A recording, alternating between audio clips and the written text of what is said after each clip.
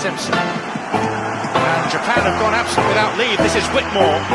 Paul and Gale both available. It's still Whitmore. It is the Reggae Boys who take the lead. Ball chat.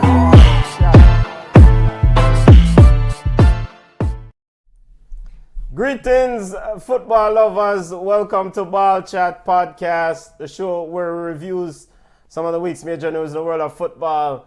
I am Benton along with the family. Junior Wagwan family, we're up. Why? What a week of football. What a week of football. That's all I got to say. Yes, and interestingly, Manchester United have not graced us with its football yet. So tomorrow Manchester United will play Crystal Palace. What about big side? What about Gerard? I know I'm a diehard Manchester United fan, but I'm a logical Manchester United fan. In a week we're going to talk about champion football, Champions League. What talk about the big side, man? Yo, all me know is if Manchester United let Chelsea finish above them this year, brother, and the need for something needs to go on over the empire. Something not right. If Manchester United allow Chelsea to finish above them, we'll visit that topic later on in the show. Big up to all the listeners, big up to all the new subscribers. Always big up. Thank you always for joining us. The way we do it, football family, we recap some of the week's major news in the world of football. We also discuss popular culture, music, anything, but it's football. It's a football show. Big up to DJ Gio over Guardian Sound. I play some serious tune on YouTube. Why, Gio, go on, do your thing and avoid YouTube algorithms.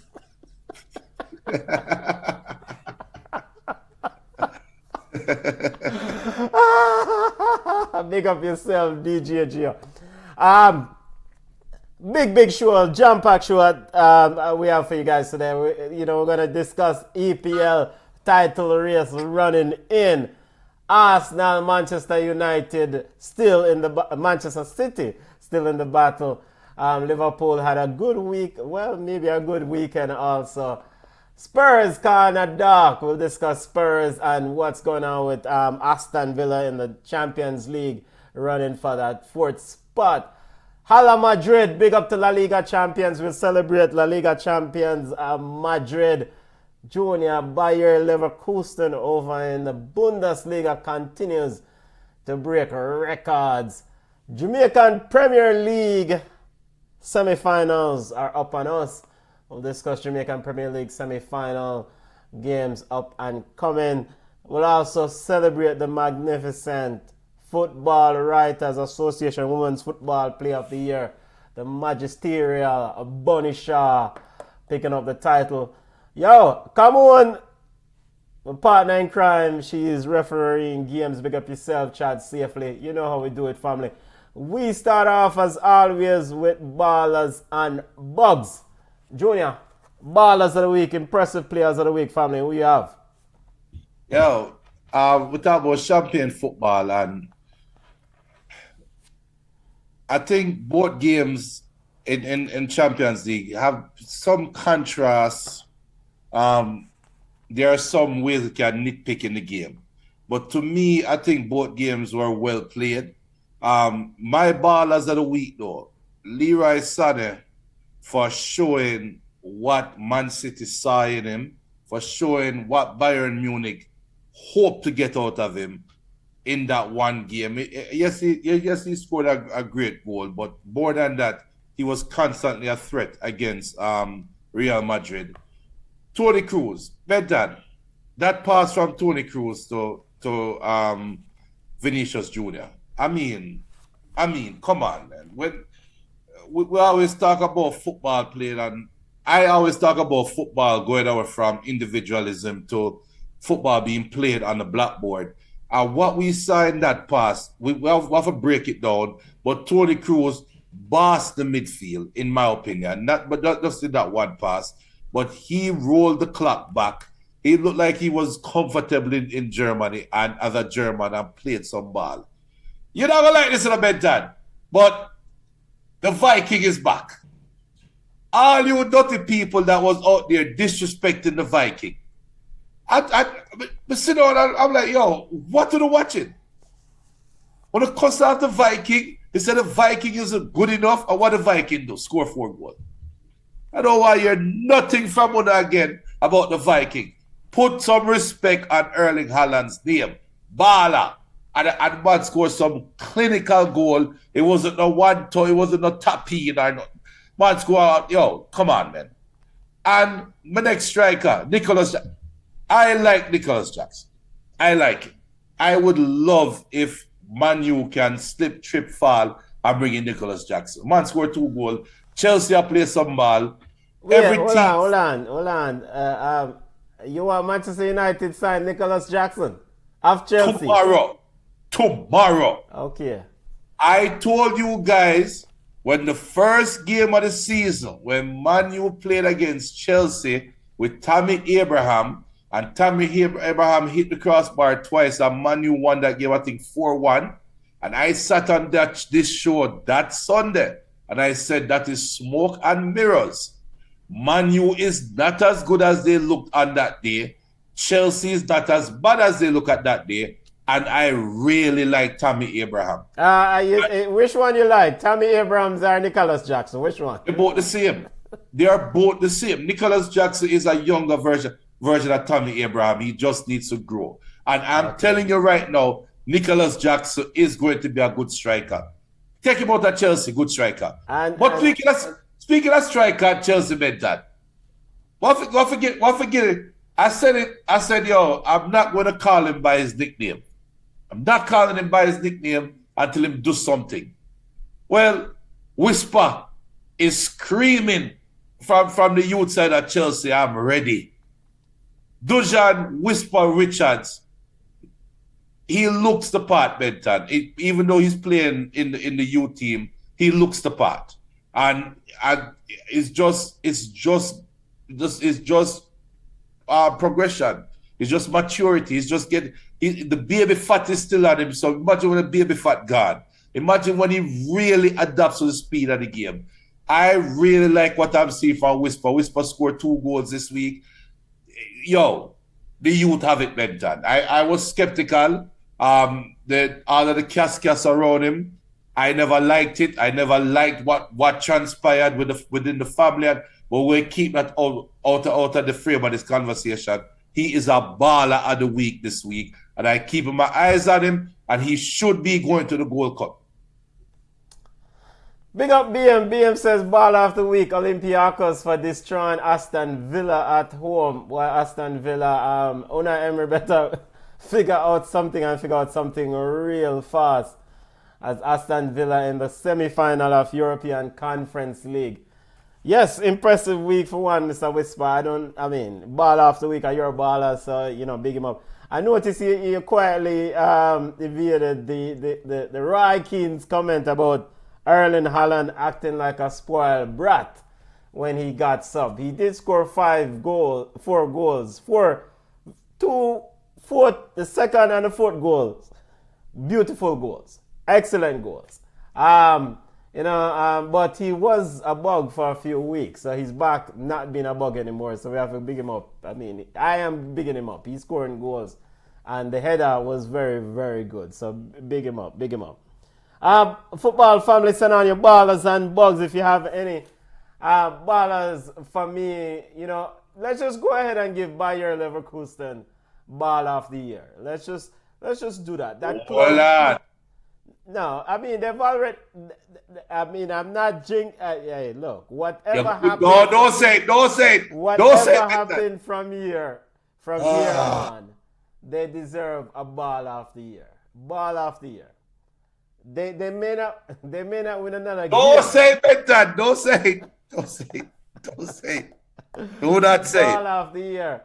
Ball of the year. They've tied Benfica's unbeaten record post war European football, longest unbeaten run at 48 games in all competition, have to give Bayer Leverkusen a ball of the week. Longest unbeaten run post-war European football competition. Have to give a ball of the week to Xabi Alonso. Ball of the year and this Granit Xhaka scored Granit Xhaka scored a beautiful goal. So ball of the week to the entire Bayer Leverkusen. They have a long way to go to catch the team out of Gibraltar, who have the longest unbeaten run in club football at 88. Long streak. But enough ball game left for Bayer Leverkusen. Ballers for me. Ian Wright. Ian Wright has transferred from football, being a baller on the field, to a pundit who is fair and balanced. He's an Arsenal fan right through and through out. The man live and die right with Arsenal, of course. Had a stunning run with Arsenal when he played. Right. Kai Havertz, like a big fish, aka Dove, in the game against Bournemouth, picked up a penalty. Ian Wright was one of the very few Arsenal fans who correctly said it wasn't a penalty. Brethren, baller of the week to Ian Wright to recognize that, look, even if my team is winning or my team is losing, this diving, this simulation, this crap in the football game must end. Ball of the week, youth. Robbie Earl, get ready, because you're bug of the week. Line up yourself. Get the belt. Robbie Earl, NBC pundit. You get the bug of the week, so get the belt. We'll come deal with you a little more. Ball of the week to Ian Wright. Fear and balance. He called it. Looking at what he saw on the field. Big up yourself. Ball of the week. All right, Bugs family. Who do you have? Unimpressive players, coaches, or you said coaches. Referees. You said coaches. You said coaches. So let's start with the coaches. David Moyes. I don't know. I don't know, brother. I don't know. In a week where Mikel Antonio, who hardly plays now, come out and say, if says something like Arsenal, was it Arsenal going to win the trophy or Man City going to win the trophy? He said one of them. And his logic was West Ham will have something to play for at the last game. I think they play City last. So the quote just slipped me, but Antonio made a quote this week saying something like, so if City is their last game, Antonio is basically saying Arsenal going to win the trophy because they have everything. West Ham have everything to play for at the end of the season. So that last game against City, it basically says City not beating them. Right? And what you do? Your very next game after a quote like that. And oh, by the way, there's rumors out there. We have a lot of rumors. I think Lopetegui is being interviewed as we speak as a possible replacement for Moyes if he decides to leave. And what West Ham do? The following game, them lay a big dirty stinking egg. David Moyes, I don't know what is going on in the locker room. I don't know. I have no idea. Benton, maybe you might know, but I don't know. David Moyes get my bug of the week. BVB, Bayern, not BVB, Borussia Dortmund. You see, Twitter, we love the social media jabs and we love the sparring that goes on. And this is not speaking as a Manchester United fan. This is speaking as a sensible fan of football. If you have one little baller who just out of the blues to give you one good game, that's not the time for you to start poking fingers at the team that sent that ball away. I'm talking about Jadon Sancho. Yes, Jadon Sancho had a very good game against PSG. Jadon Sancho, I can arguably say, is the reason why Borussia Dortmund can go back to France right now and feel confident about that game. because of the play of Jadon Sancho and keeping PSG off guard. But Borussia Dortmund, whoever is running them with somebody like some crap like somebody going to have to get an apology, hinting at Ten Hag saying Sancho have to apologize before coming back into the squad. All I'm saying is Dortmund, if they slip, trip, fall, I won't even say win the Champions League. If they make it to the Champions League final, one of your top priorities must be we have to retain the services of Jadon Sancho next year. Marco Reus already announced that he's leaving. You have the baller that on the other wing that I can't remember his name right now. He's a Chelsea loanee. You know he's going back to Chelsea next year. So Sancho should be priority number one. Now is not the time to look at the people that are going to go back and say, let us negotiate for the services of this baller. Now is not the time to poke them. That is just immaturity at its highest. It's funny, but it's stupidity at it's just poor business sense. So them get my bug of the week. And you talk about music and pop culture, Benton. My biggest bug of the week, Aubrey Graham. You know who Aubrey Graham is? No. Drake. Who? Drake. Oh. Yo. Kendrick Lamar is supposed to get a ball of the week, but Kendrick Lamar can't get ball of the week because what Kendrick is doing to Drake, it is unethical. It is inhumane. The man beat the man with some chone in the Benton. Can they beef it? The man beat the man with some chone and Drake. Brother, just say, I am sorry. Just say, Kendrick, I am sorry. I should have never disrespected you. Can we let bygones be bygones? Because right now, Drake, you're stocked about 5 cents a share. Hit that. Interesting pivot on the bug of the week segment. The quote by Mikel Antonio says, quote, I wouldn't call them, that is Arsenal, bottle jobs if they lose this title. I wouldn't. If it goes down to the last day, I reckon Arsenal wins it. Last game of the season, we, West Ham, have something to play for as well. We're trying to get into Europe, Man City away, end quote. So, and then, all right, so you have that, and then the baller, Ian Madsen is the Chelsea loanee, right, at Dortmund. All right. Ballers and Bug segment, Bug of the week. BM says Bug, Tottenham for losing 4 games in a row, all but out of the Champions League spot. Wait till we get to Tottenham later. Yeah. Get out the belt for Tottenham later. Yo, Ballers and Bug, Robbie Earl, Jamaica's World Cup goal scoring midfielder, Robbie Earl, man from Wimbledon, NBC pundit. Normally, you know, of course, they do make a great team. Robbie Earl, Robbie Musto, and the lovely Rebecca Lowe. Yo, we watched the game yesterday with Arsenal versus Bournemouth. The whole world saw that Kai Havertz dove in that football game. Robbie Earl has the audacity to come on the People MTV and then validate the diving. Robbie Earl then have the audacity to say, quote, this demonstrates maturity by Arsenal, end quote, for last year they wouldn't have dived or wouldn't have gone down. What kind of foolishness is this? What kind of foolishness is this from a man who played the game and who is a pundit and who is now condoning the diving or aka simulation in the football game? Robbie Earl, you get that bug of the week, man. Come on, man. You need to do better. Fix up yourself, brother.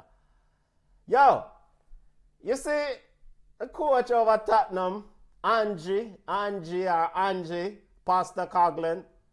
Brother, last year we sat on the show, Junior, when Tottenham secured 26 points from the first 10 games. 26 points from 30 points. And Junior said, well, what's going to happen when the rubber meets the road? Good point. Angie Pastelaglo said he doesn't have the players to play his system, to play this system this week. Brother, how many games? This is game number 36, and you playing the same way as you played at game 10, and now you don't have the players to play the system? Good managers figure out a way to adapt his players to the evolution of their opponent, to how opponents have come at them. Angie Pastelaglo, you get a bug of the week, man. Big bug of the week, brother. Let's run to the Liverpool versus Spurs game. Junior, go through the comments for me. I beg you, please. Yeah, big up Jeremy. Yeah. Big up Chinny Chin. Big up Chinny. What's a big up the general them? Jeremy had said there. If a rabbit early is a rat fool. Chinny Chin said, bug of the week, Man U medical staff. Maguire out for the season, so no official, no centre backs left. I see a report saying that he's in a race to make it to the FA Cup final. So he might be out of the season, but he might be back in 3 weeks. I saw a report that some Arsenal fans are celebrating. They're looking at the potential of Casemiro and Johnny Evans at centre back. They could exact the 8-2 revenge. Relax. Jeremy had said Tottenham coach have no ideas. This is a bigger league. And Mr. Maguire getting injured is a good thing. We don't promote them talk. Those are the views of Jeremy. All right. 4-2 for Liverpool. Much needed victory, right? To kind of steady the the issues, the drama around, and the meltdown, the collapse of Liverpool down the stretch. Junior, talk me through to this game, what you saw. They led 4-0 at one. I mean, they can't keep people from scoring on them, but thankfully their strikers did score. No, it's more than that to me still, because 4-love lead is the bigger, to me, that's the bigger takeaway. Now, the thing with Tottenham, we know, and I when you have a work computer, click, I'm actually working while we're doing this, but you want from the season start, we said Tottenham, they play high, they play heavy metal, but if you can run behind them, you beat them, right? That's not heavy metal, man. I like metal. Well, yo, you know what kind of metal Tottenham is? Tottenham is, you remember the and real country people from Jamaica is going to know what I'm talking about here. You remember the enamel plates? Yes. And remember a lot of chimneys make with enamel plates, right? Yes. That's the type of metal Tottenham plate. It's just like, I remember the enamel plate look nice, right? But if you blow on it too hard, it get dented and that's it. You can't fix it. That's it. It just done. That is what Tottenham is.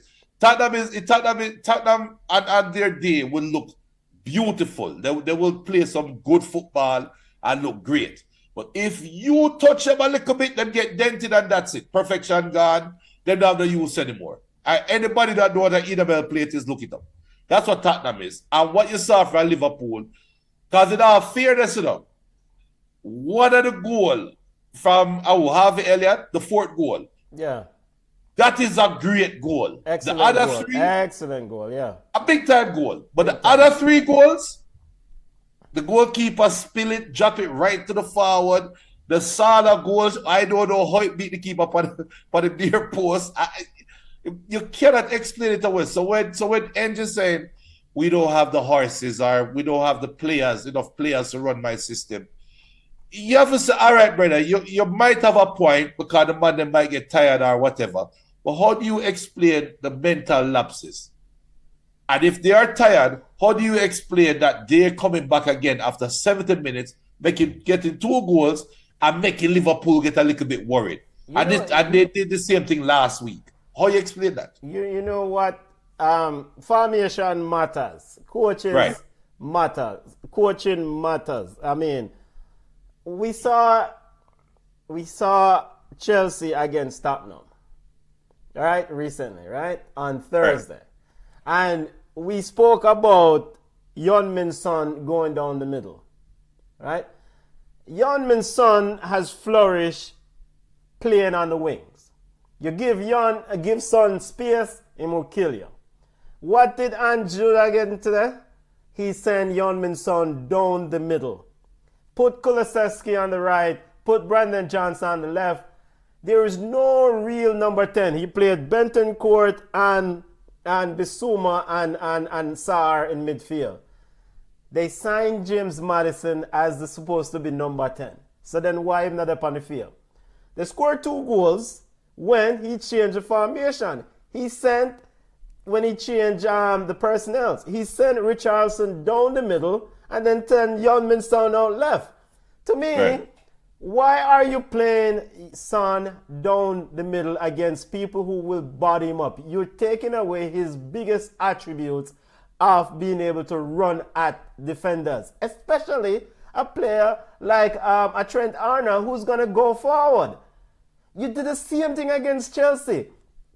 I'm like, brother, why are you playing Son down the middle? But You want to hear my theory why? go ahead.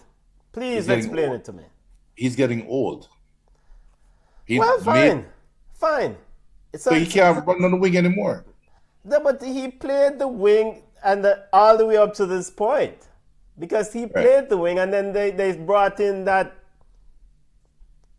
former bug, well, still bug, Timo Werner.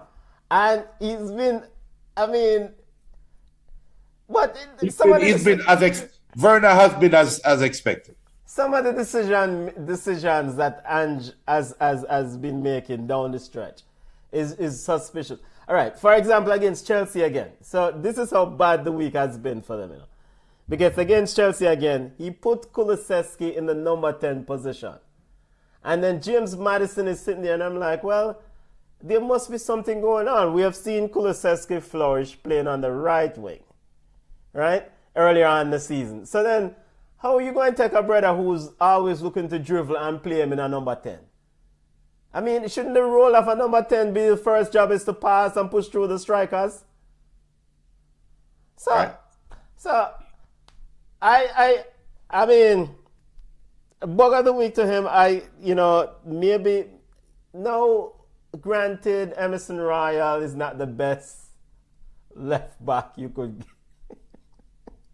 But he's not the problem, though. Yeah, but I mean, he's a backup left back, right? Your preferred choice is Destiny, who's injured. So my question to you is that shouldn't a manager be able to evolve throughout the season? You can't just play. You have a system that you have perfected, but you should have a backup plan. All right. So you see, there's no right answer. Okay. I think there is luck that has to be involved. Or I might call it luck because I am distant from the truth. But I can give you examples of coaches that try to change and it hurt them. Okay. I can give you example of coaches that stayed the same and it hurt them. I can give you example of coaches that stayed the same and it helped. I can give you example of coaches that tried to change and it helped. Yeah.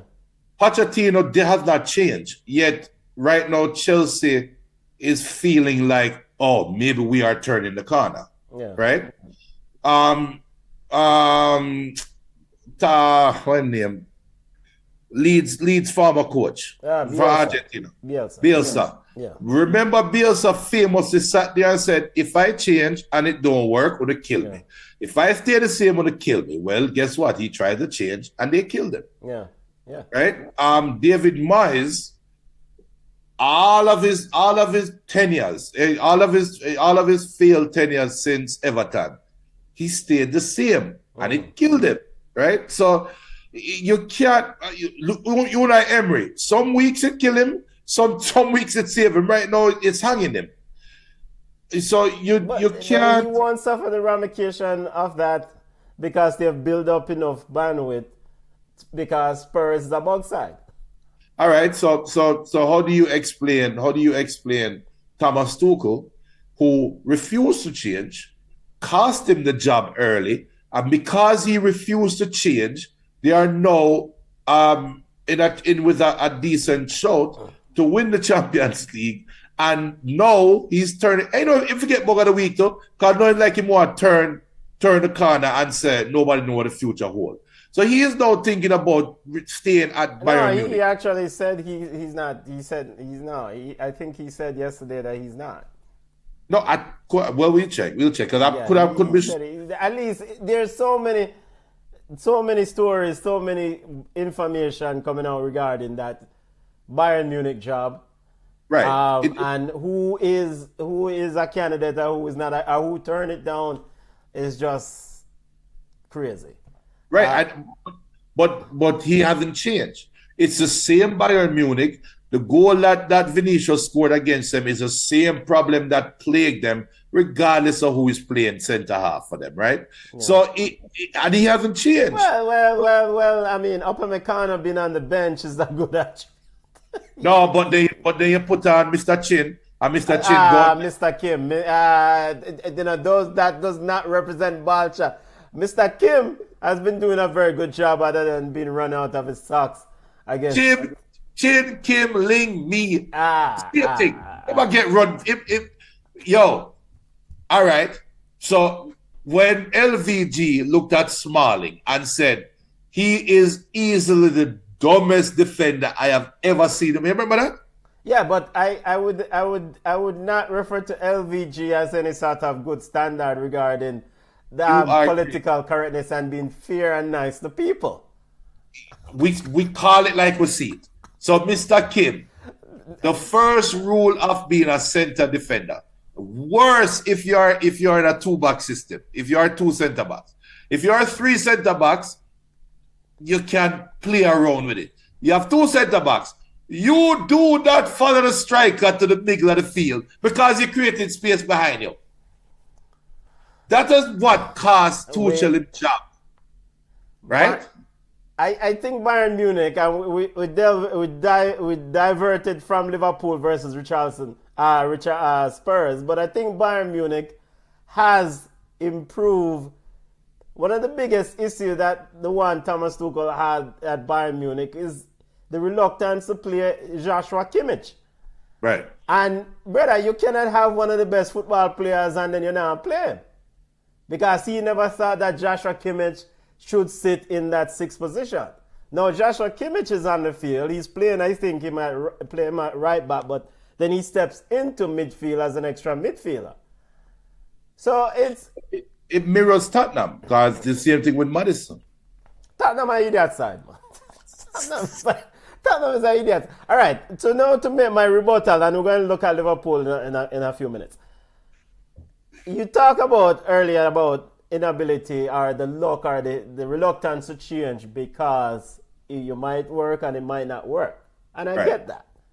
But what do we know about this Tottenham squad? This Tottenham squad is not a squeeze sort of team, right? We saw this team, the same cohort of players last year without Ange, with another manager, not doing this sort of squeeze sort of system, playing this high line, right? So to me, as a manager, you can easily revert in a pinch because you're getting depleted injury-wise, because it takes a lot of work to play the system. Your defenders, the center backs have to be our runners, have to be able to run back every time a long ball go over them if the half-side trap is not set properly. Right. And so to me, you can then return to playing a more drop-off role, a more drop-off formation because of the cohort of players that you have at Tottenham. You see what I'm saying? So, yeah. So this is the thing that surprised me about Angie. Says, you know, some tough decisions have to be made. The club is with me. We just don't have the players for our system. by and large. And okay, fine. But what is the system going to get you? Is it going to get you a trophy? If I back Ange at Tottenham, what is he going to get me? Well, I think you're calling into question now. I think you're calling into question more the credibility of the coach over the quality of the squad. But is the squad quality enough? Because to get him the squad that he needs to play the system that he desires takes an entire upheaval. But how many? All right. So, number one, when was the last time Tottenham had a complete upheaval? Maybe it's time. Number two, sure. What if, whatever the system is, what if Ange come out and he's not the best coach in terms of his shortcomings as a coach get exposed, right? Does that mean the system that he wanted to play is wrong? No, just go find a better coach for that system. So if I was Levy or whoever the decision makers for the football side is, it's a win-win proposition. You have a team that is in balance right now. Yes, fair enough. You made some moves last year. You got rid of Dyer. You got two big moves, Dyer and Harry Kane. Harry Kane, yeah. You have not accurately replaced them. And even before the need to replace them, you were already short and imbalanced. So yes, you're going to have to make a change. Now, if we want to play high pressing, three pass and shoot football, and that's what Ange want to do, and I want to see that as a football decision maker, let's go for that. But Ange, if you can't do it, we can always find the next coach that will do it. Yeah, because these coaches are falling off trees all over the coaching landscape. Huh? There are so many of them that are good. Well, how many? All right. So look at it this way. How many of us saw Xavi Alonso coming? Yes. How many of us know that he would do well, or saw that he thought? Yeah, saw this iteration of that coach coming.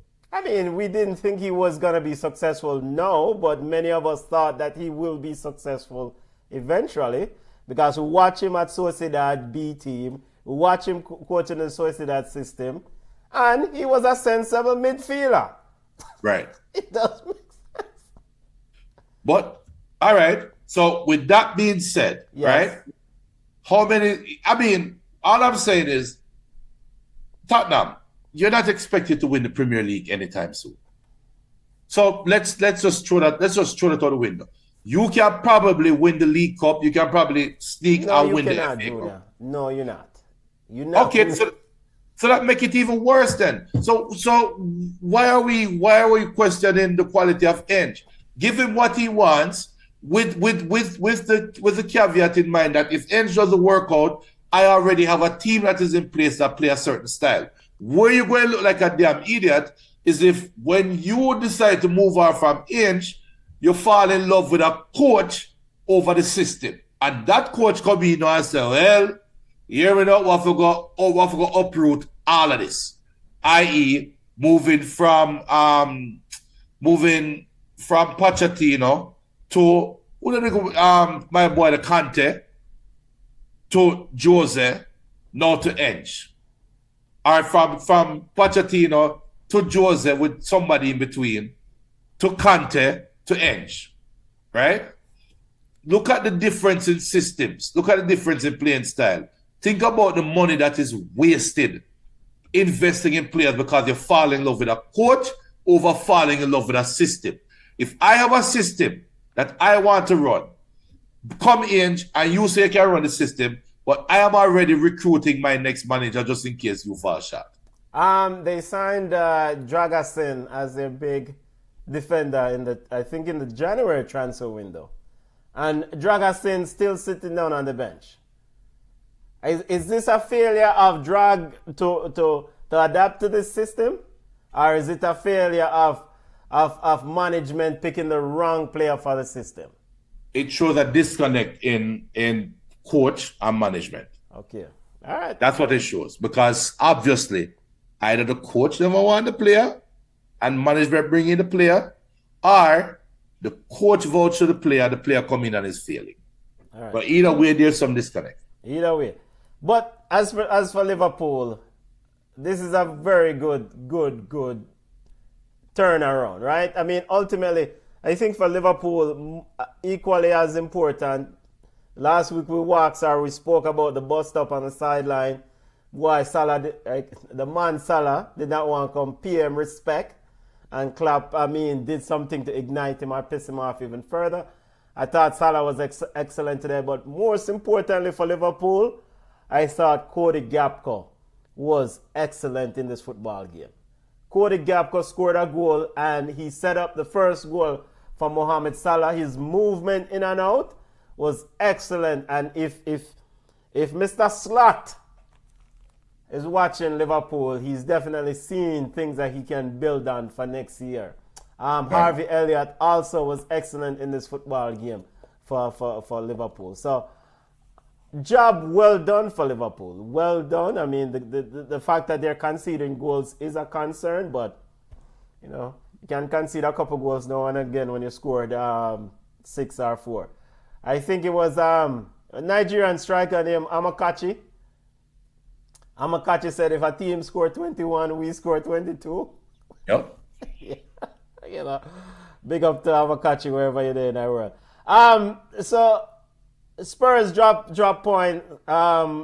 valuable 3 points, Junior.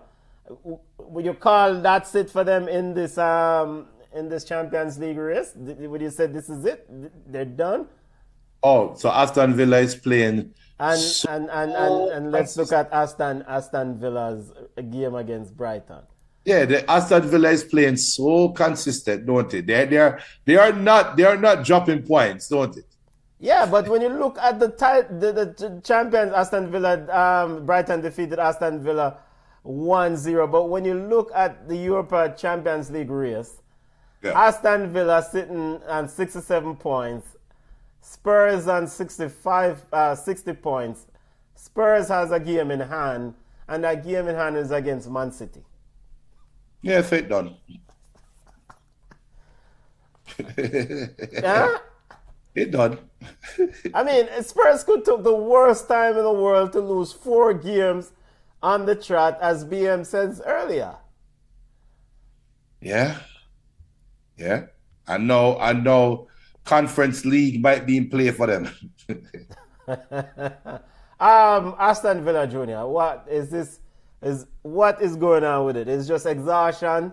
It's the end of the season. The same players, the Leon Bailey, Ali Watkins, again, the same suspect. Is it a squad depth issue with Aston Villa?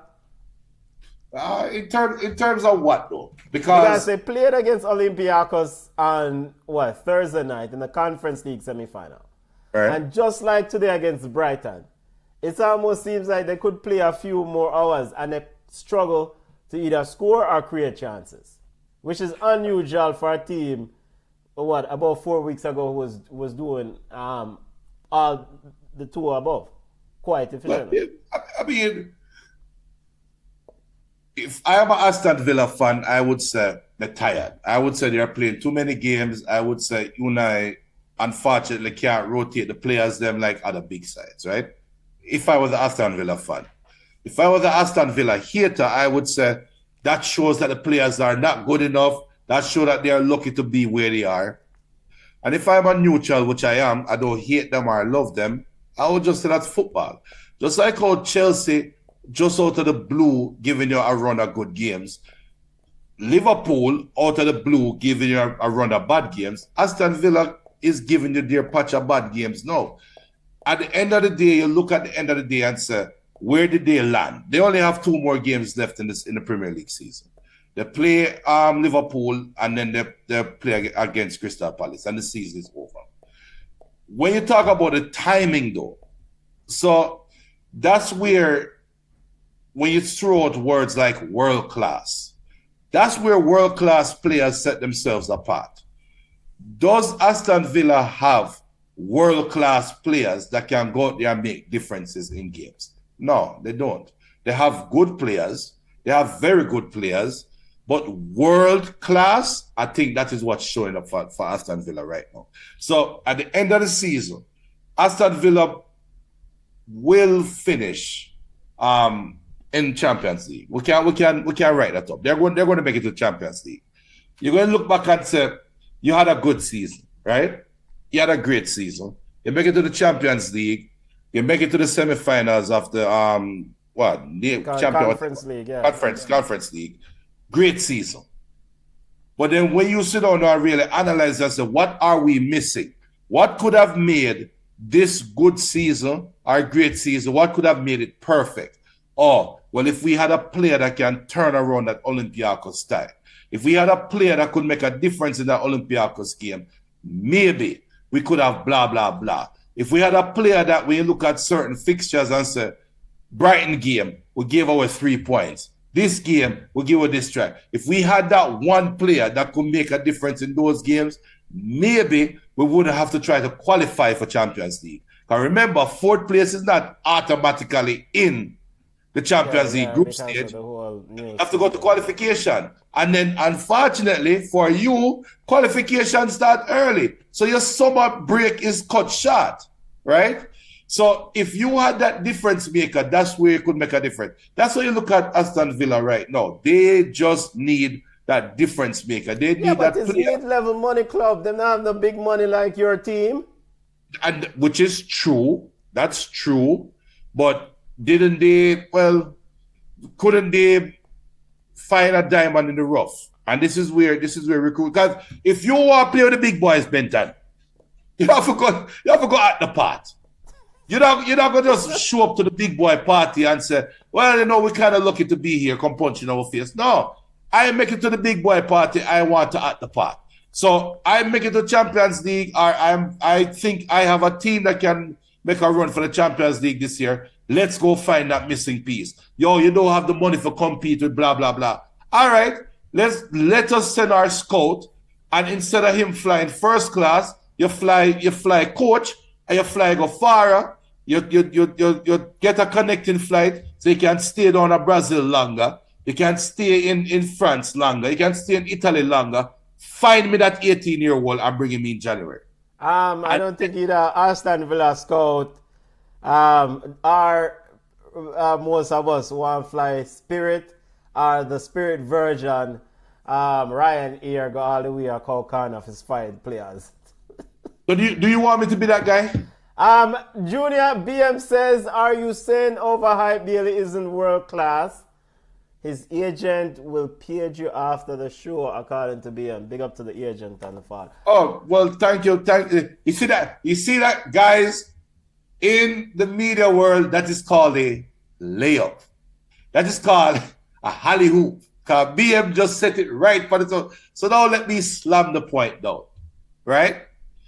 Just like how Aston Villa, you have your super agent in the Caribbean that could find who you think is a world-class winger to play wing. Link him and tell him to send somebody else come Aston Villa that's also world-class. Okay. Okay, fair enough. But watch this place. Aston Villa has Conference League semi-final game coming up.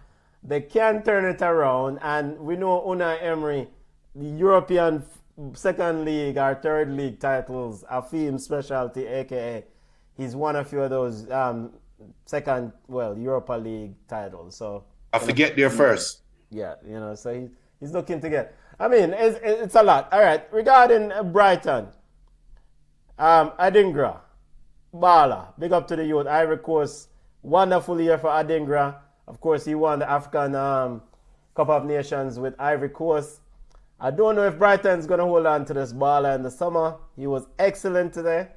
Most notably, though, I think once Roberto De Zerbi is not questioning or not implying that he is exploring his options, aka he want to find modeling chicks, aka bigger clubs, it seems like he can coach quite well and do well with Brighton. Yeah, but then just like the question you had for Inch, can you bring a trophy to Tottenham and I say you're questioning Ian's credibility, I think the reverse for Brighton. I would think that a Tottenham would be aspiring for a trophy a little bit higher up the ladder than a Brighton. Why? Because Tottenham has been in this business and been in the trenches in the Premier League longer than a Brighton. So in that case, why is Man City so dominant now? They haven't been sniffing this dominance for so long. Because they have a put a time owner. limit on it? They have owner with deep pockets who willing to spend and spend heavily. No, but who? Brighton or Tottenham don't have the same owners who willing to spend and spend heavily. But who puts a time limit on success? You can't put a time limit on success or a time requirement on success. Well, we're about to get to Chelsea owner and time limit on success in a minute. And that, my friends, is called another layup. No, but I mean, Brighton is akin to Dortmund in the Bundesliga. It's a selling club. Yes. It's a developmental club. Now, they should have gotten enough funds to maybe take a risk and try to win a local chimney trophy. But, I mean, and they have quite a few young players coming through the ranks. I mean, Adingra is 22, 23 years old. I don't know exactly. So I expect him to probably move on soon. You have the kid Ensenso, who's another one. I mean, so can't leave the Premier League without touching the top of the table, the big dogs. Man City and Arsenal victorious 3-0 for Arsenal over Bournemouth. Man City 4-5-1 over Wolves. Junior, how is it? What you reading this weekend at the title race? It's a steering contest, and Robbie Earl was right. His timing was poor. I'll put it that way. Calling into question my bug of the week. No, I'm not questioning you. I'm not questioning your bug of the week. You were right to give him bug of the week because his timing was poor.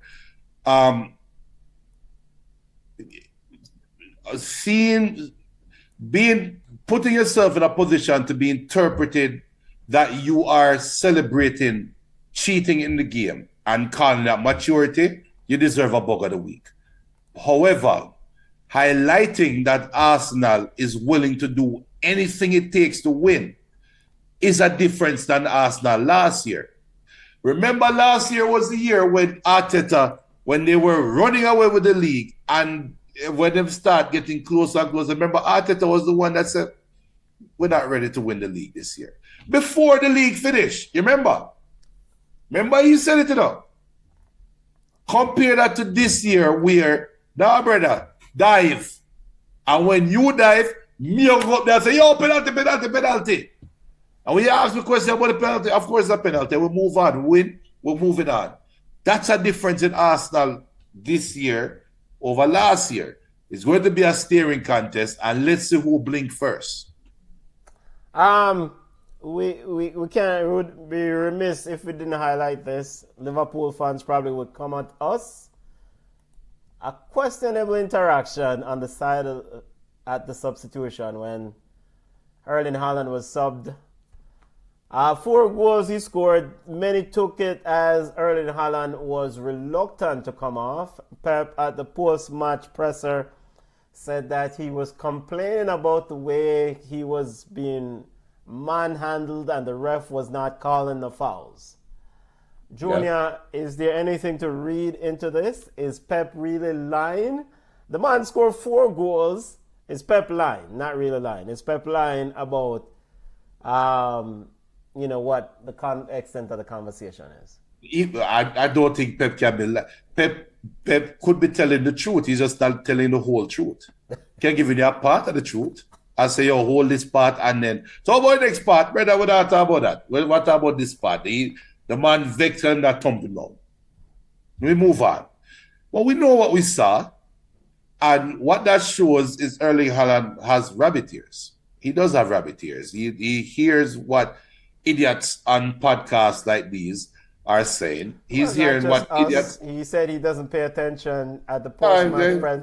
He said he doesn't pay attention to Roy Keane, to whatever that man has to say. Yo, why? All Or right. something to paraphrase. That's what he said. He said he did not pay attention to him. But give him 2 beer and ask him the same question again. I know what Erling Haaland said. I wish I could play that Roy Keane testimonial so I can do to him what he did to my dad. That would be what Erling Haaland says. So, with Roy Keane now talking about how he was acting, this is where Keane need to read the temperature of the room. And just, you really don't need to comment on that. Just say, oh, better like it, we'll move on. Right? Roy Keane is saying, and yes, read the temperature. Roy Keane basically said, okay, he scored 4 goals, but he acted like a spoiled brat when he came off the field. And we are willing to excuse the behavior because he scored a bag of goals. And but again, he could have read the room and probably said, no, it's not the time. Just leave it alone. Because if I was Roy Keane, and Roy Keane doesn't seem to have that nerve in his head, that brain cell doesn't seem to fire for Roy Keane. And again, that was a layup. See that the team on the show today is laying up. That was a layup for Roy Keane. And Basketball season, I guess. Yeah, and Roy Keane just went for the slam and hurt himself. Roy Keane, is on record a couple weeks ago when Haaland was playing wrong and said what? He's no more than a Premiership striker. Yeah, second division striker. Yeah, right? League two player. League 2 striker. He plays like a League 2 player. Yes, something like that. And then now the man scored 4 goals. And now I'm hey Roy, let's see what you have to say about Erling Haaland. Brother, don't ask me no question. Don't ask me no question. Because it's obvious.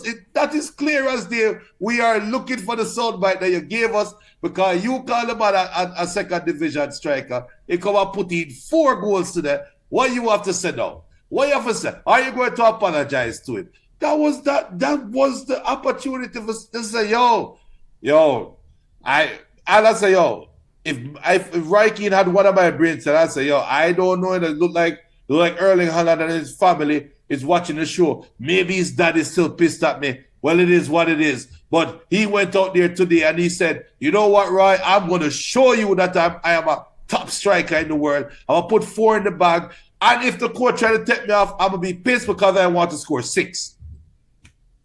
I move on. Leave it alone. No, Roy Keane look like him just hating on the Haaland family. Well, he's a Manchester United former player. Well, a capo. He's a capo. So he's a captain of the No, which is surprising. The Manchester United fan is celebrating the Man City striker. Junior, Roy Keane would be very disappointed in you. You see again, the theme of the show, layup.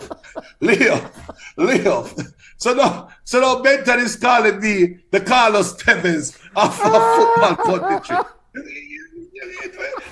Oh my gosh. I could sit down there and say, well, I'm going to celebrate the bigger team. And then everybody goes, oh yeah, Judas, you don't support the side of the move and go.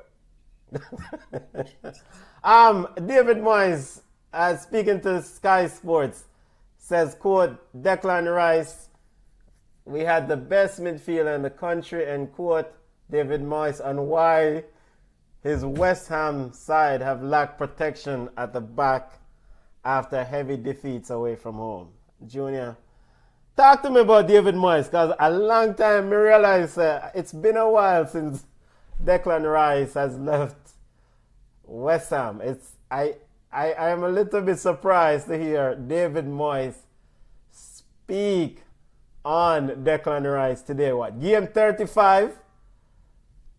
Game 35, they went out and signed Edson Alvarez. Big up Edson, big up yourself. Of course, we know so you are no Declan Rice, but they have a stock of midfielders. The magisterial Lucas Paqueta. Junior, talk to me. What going over West Ham? David Moyes is an idiot. That's why I gave him bug of the week earlier. He has no sense. You as a coach, you don't come out and make that comment. You don't. I think David Moyes is all but gone. I think that signal to me that David Moyes is leaving West Ham. He's saying, I'm finished. I'm done with the idiot side here. We should have never sold our best player. Because we sold our best player, that's why we are where we are right now. I'm gone. That's what a comment, like, how can you make a comment like that? A player that wanted to leave. Remember that. He wanted to leave. He wanted to go to Chelsea. Remember, he's a Chelsea boyhood fan. Declan Rice always dreamt of going to Chelsea. However, it transpired, he left. Right? So when David Moyes come out and make a comment like that, how can you go back in the locker room and look at the players in them face now and say, okay, lads, we've having a poor run of games, but let's get it back up together and let's go out there for the next game and let's finish strong. And remember what Mikel Antonio said. We play against Man City at the end of the season and we have something to play for. So let's go out there and stop Man City from winning the Premier League. All right, let's go. Team on 3. 1, 2, 3. Now, Mikel Antonio being a Jamaican, and these are the views of Judah. Mikel Antonio being a Jamaican, as soon as David Moyes said, team on 3, 1, 2, 3, like, yeah, somebody say, look your mama. And then back. Big up the Chinny. Chinny. Says Raiki, it is very annoying star. Saying it seems like he loves saying things to get people talk about him. Yeah.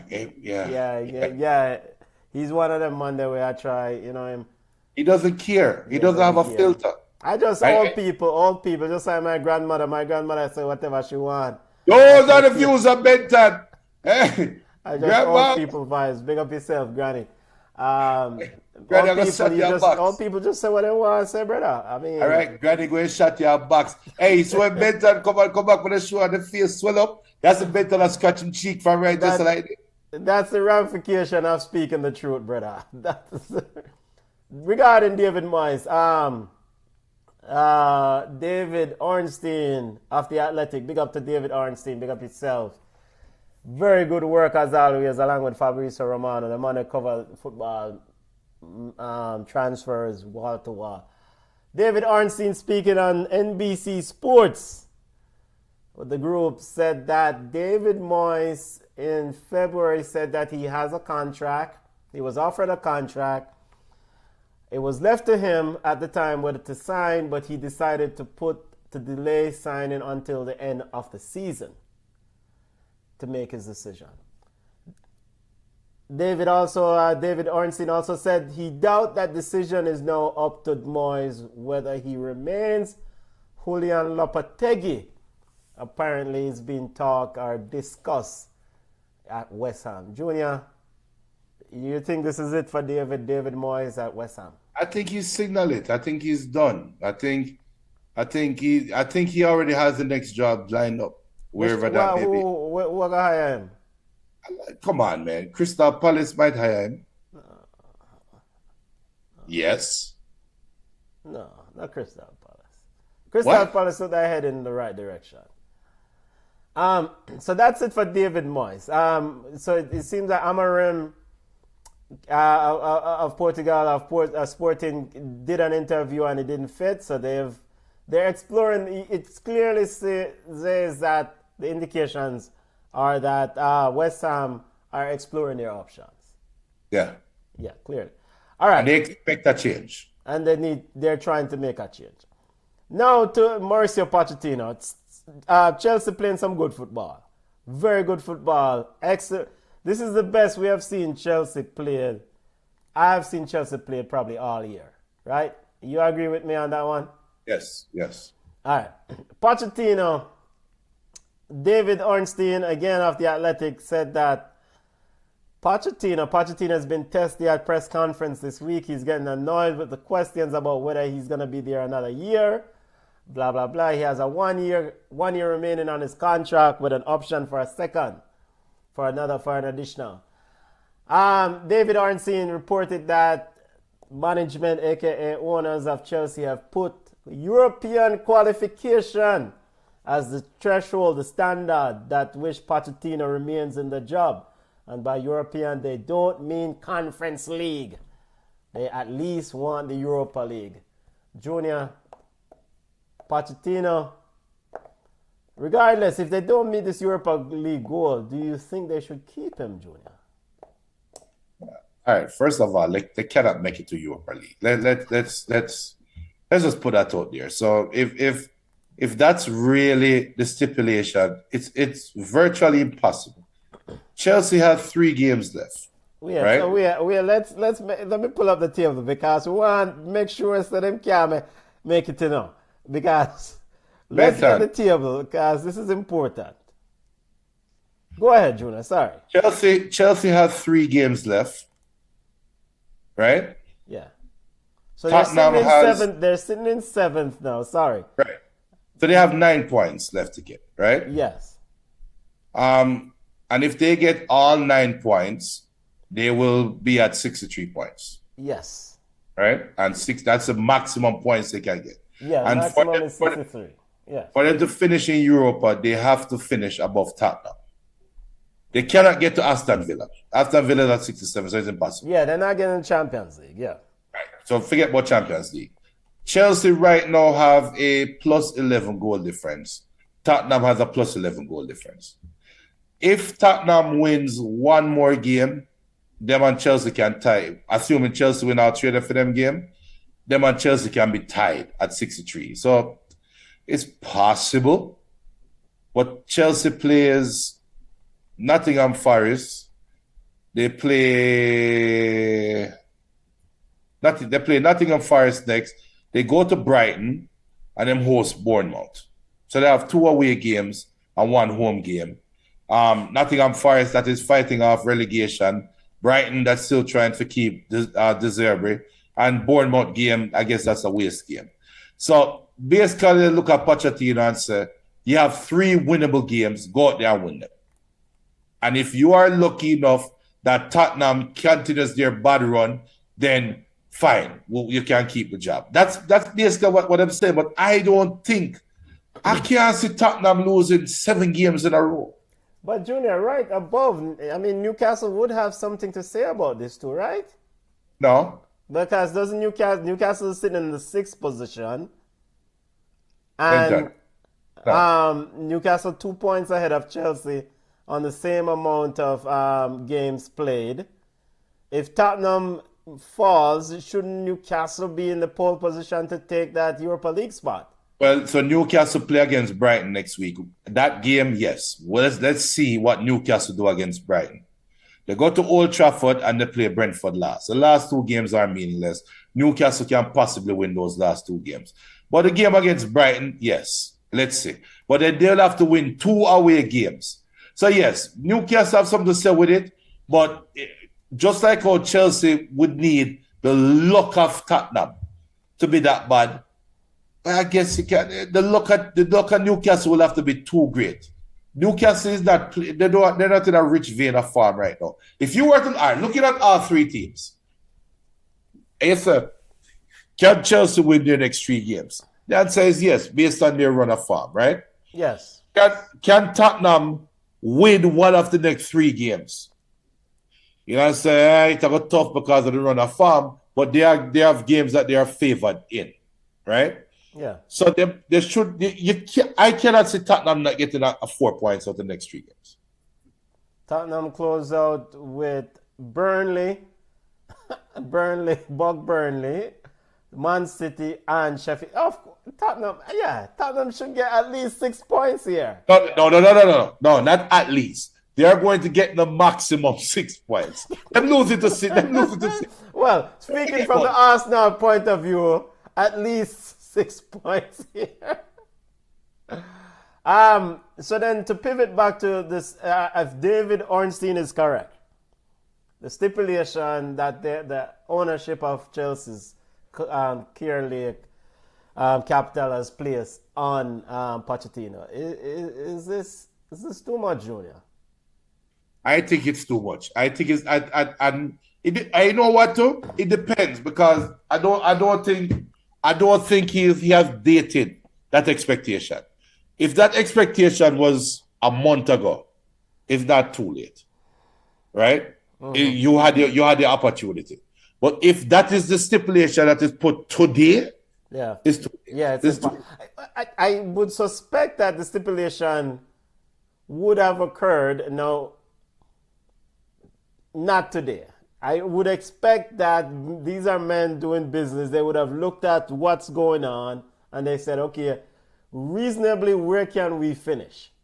Right. Get that Europa League spot and let's keep it moving. Now, Pochettino has said at post-match presses that he has not spoken to the owners. He is only talking to the director of football and amongst other things. He's definitely a bit annoyed with the questions about whether he's going to be in the position next year. Which tell you that he's feeling that pressure. Yeah. Because when them ask other coaches say, yo, I'm getting ready for next year. Me and leadership is on the same page. Yada, yada, yada, talking about the hug. So Pochettino's responses are a little bit different. So it seems like the writing is on the wall, maybe. I guess the fact that he only got he only received a 2 year contract with an option for a third year doesn't really give me a lot of confidence. And it goes against conventional wisdom, because when you have a team that have given gargantuan contracts to the players. Wait, they never give Graham Potter what, 5 years? 5 years, yeah. I'm thinking Graham Potter. I know they're probably still paying Potter right now. They probably give Potter some money right now. So they don't want me to see a mistake twice. Yeah. Yo. But by and large though, good week for Chelsea. Victorious against Spurs and victorious again this weekend. Good week for Chelsea. Them butter bruise West Ham. And that's normally a derby game and it's a little bit more competitive. So big up to Chelsea. At the tail end of the table, family, Luton, Burnley, Sheffield's already down, already relegated. Burnley look inevitable. You say what on this Luton Forest?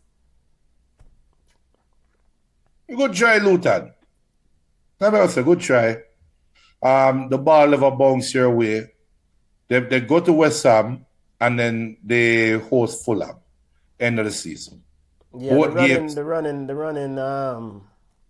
Both games are meaningless for them, for the opponents. So they have a chance. And plus, Nottingham Forest plays Chelsea. That could be a last Saturday. And then the 19th, the last day of the season, Burnley hosts them in probably Burnley's last Premier League game at home before going to the Championship. You know, Nottingham Forest might get relegated. Yes, they might get relegated. Because I can see them losing the 2 games here. I can't see them losing the 2 games. I can see them losing the 2 games. Because ultimately, that last game against Burnley, Burnley has nothing to play for. Actually, they have everything to play for. Because they have to send a message. To the league championship next year that, yo, we coming back with blood and water in our eyes. Oh, by the way, we're bringing baggage with us. Junior, look at Sheffield United goal difference, brother. Minus 65. Jaja. And look at Arsenal, plus 60.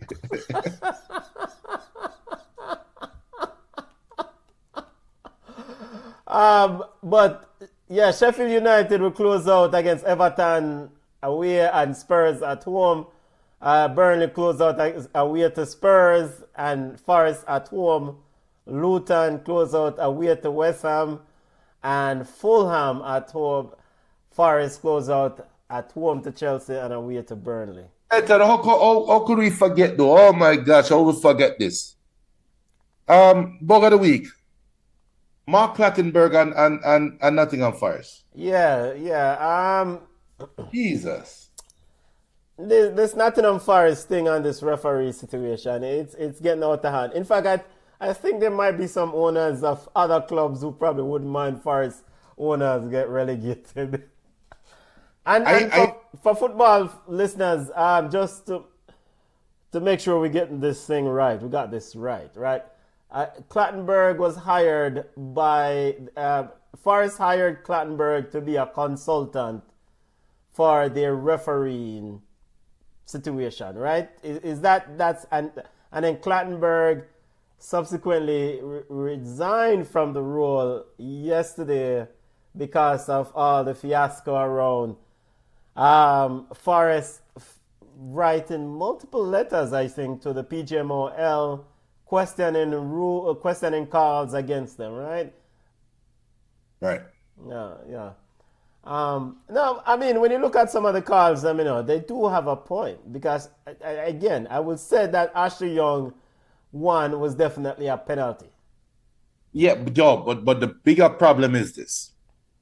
This is the bigger problem. When Nottingham Forest was I remember last week on this show when you highlighted the comment that was made. I remember I said from Nottingham Forest on their official social media post. Yes. And I said, oh, that must be the owner talking. And we laugh about it. I was the boy. Yeah. When you look back at it, that's what Clattenburg was hired to do. Now, the problem to me now is Mark Clattenburg, love him or hate him, he's a respected former official, right? So he should have enough clout where he can pick up the phone and call the referee association and be like, yo, what really going on here, brother? Something not right here. It look bad. I'm not saying that it is nefarious, but it looks bad that my employers are getting the raw end of the stick every week. What's going on? Should have some relationship there, yeah. Right. So what that tell me is that he tried leveraging that relationship, and the man them shut the door upon him and said, "Better go about your business." So what he did, he went scorched earth strategy. Yo, post this on social. I'm going to tell you what to write on social media. Because that post, I jokingly said, that must be the owner that said it. And it wasn't the owner of the team. It's probably the owner of the person who feels like he owns the referee association in some way, i.e. Mark Clattenburg. And now, a week later, yo, we're leaving the position. So that means you probably went above and beyond with that post. I'm just spitballing. And this is ramifications of it. Come out of our business, come out of the club, you make it look bad. And I'm curious to know how many teams hire a Mark Clattenburg in that role. No. I'm curious to know. So now this is a bigger question because I was going to ask you, is this something that the Premier League need to probably set up some sort of rules around? Because Mark Clattenburg, opinions on him one way or the other, I know it's mixed, but he's one of your more experienced referees. And the mere fact that your league has lost one of the more experienced referees to go forth and play a role as a consultant for a member of that league, that means you're taking away potentially good people from doing the job of refereeing. I think he retired though. Yeah, but I mean, a young man. It's not like an old man. He was old. He was old. No. Plus it's better money. Yeah, so all right, so then that's the next question. It's definitely better money. So then does the Premier League need to look at some sort of better compensation? Mark Clattenburg was born in 1975, 49 years old. Better. His eyes go bad early, you know. But you see situations like this, right? Where it's not just Mark Clattenburg. I think there are other referees who have stepped away from the park, from the field, and have gone into either administrative roles with clubs so they get more money. You know, and ladies and gentlemen, here we are again, the theme of the show. It's a layup. Benton even throwing no look passes to me right now. Because guess what? I can't resist it. I have to do it. Junior. I have to do it. Isn't this what Barcelona was doing? Allegedly. allegedly. The man them hired the same firm. They're under investigation. All right, investigation is They ongoing. hired the same firm that was responsible for signing referees. It's under investigation. They said innocent to proven guilty. Big up in yourself to all Barcelona Football Club Barcelona fans. But yes, Barcelona definitely guilty of doing the same. We're doing the same thing. So you have to now set yourself Nottingham Forest. Because remember that a Football Club Barcelona fans will say Real Madrid is known to hire referees to play some sort of consultancy role. The two wrongs don't make a right. But Nottingham Forest now, what was your intention? Like, why do you have to hire a referee, a former referee in a consultant role against referees? What are you trying to get out of this other than one of my bridging them are ref the game? He's going to give us favorable. Those are the views that Junior. We're not promoting. Ball Chat is not promoting that. Nottingham Forest fans who listen to our show week in and week out, that their team is trying to influence the officials. They are upstanding citizens. None of that. Those are the views that Junior Pringle and don't represent that Ball Chat. Benton, when you were playing sports, you play sports in America? Yes, I did won 2 trophies for your sake. 2 trophies. All right. In the Amateur Bush League. Big up yourself, Creole Express. Creole Express, right?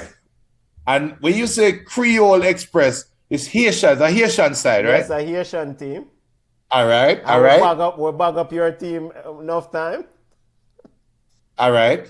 Yes. So when you went on the field and you looked at the referee and said, "What's up, Mr. Ref?" And the ref looked at you and said, "Wagwan."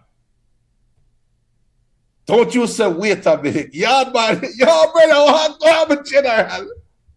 And in the back of your mind, you say, "Yo, I'm going to do something extra this game and get over with it." Be honest. No, because the yard referees, them in the games, them are the first one for telling us, say, "Yo, you're not getting no favors because you don't know me today."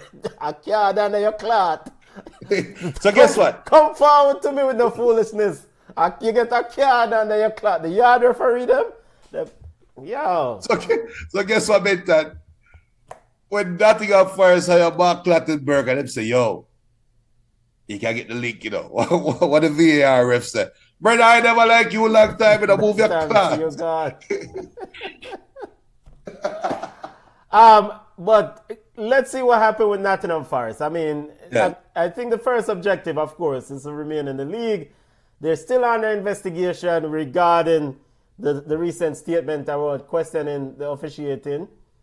And they did question the Luton, the VAR official being a fan of Luton for one of the games. One game. So let's see what happens with them. Yeah. So just to remind listeners that this weekend's EPL results: Brighton 1-0 over Aston Villa, Chelsea 5 over West Ham, Spurs lost to Liverpool 4-2, Arsenal on the dive in, Kai Havertz 3-0 over Bournemouth, Brentford and Fulham 0-0.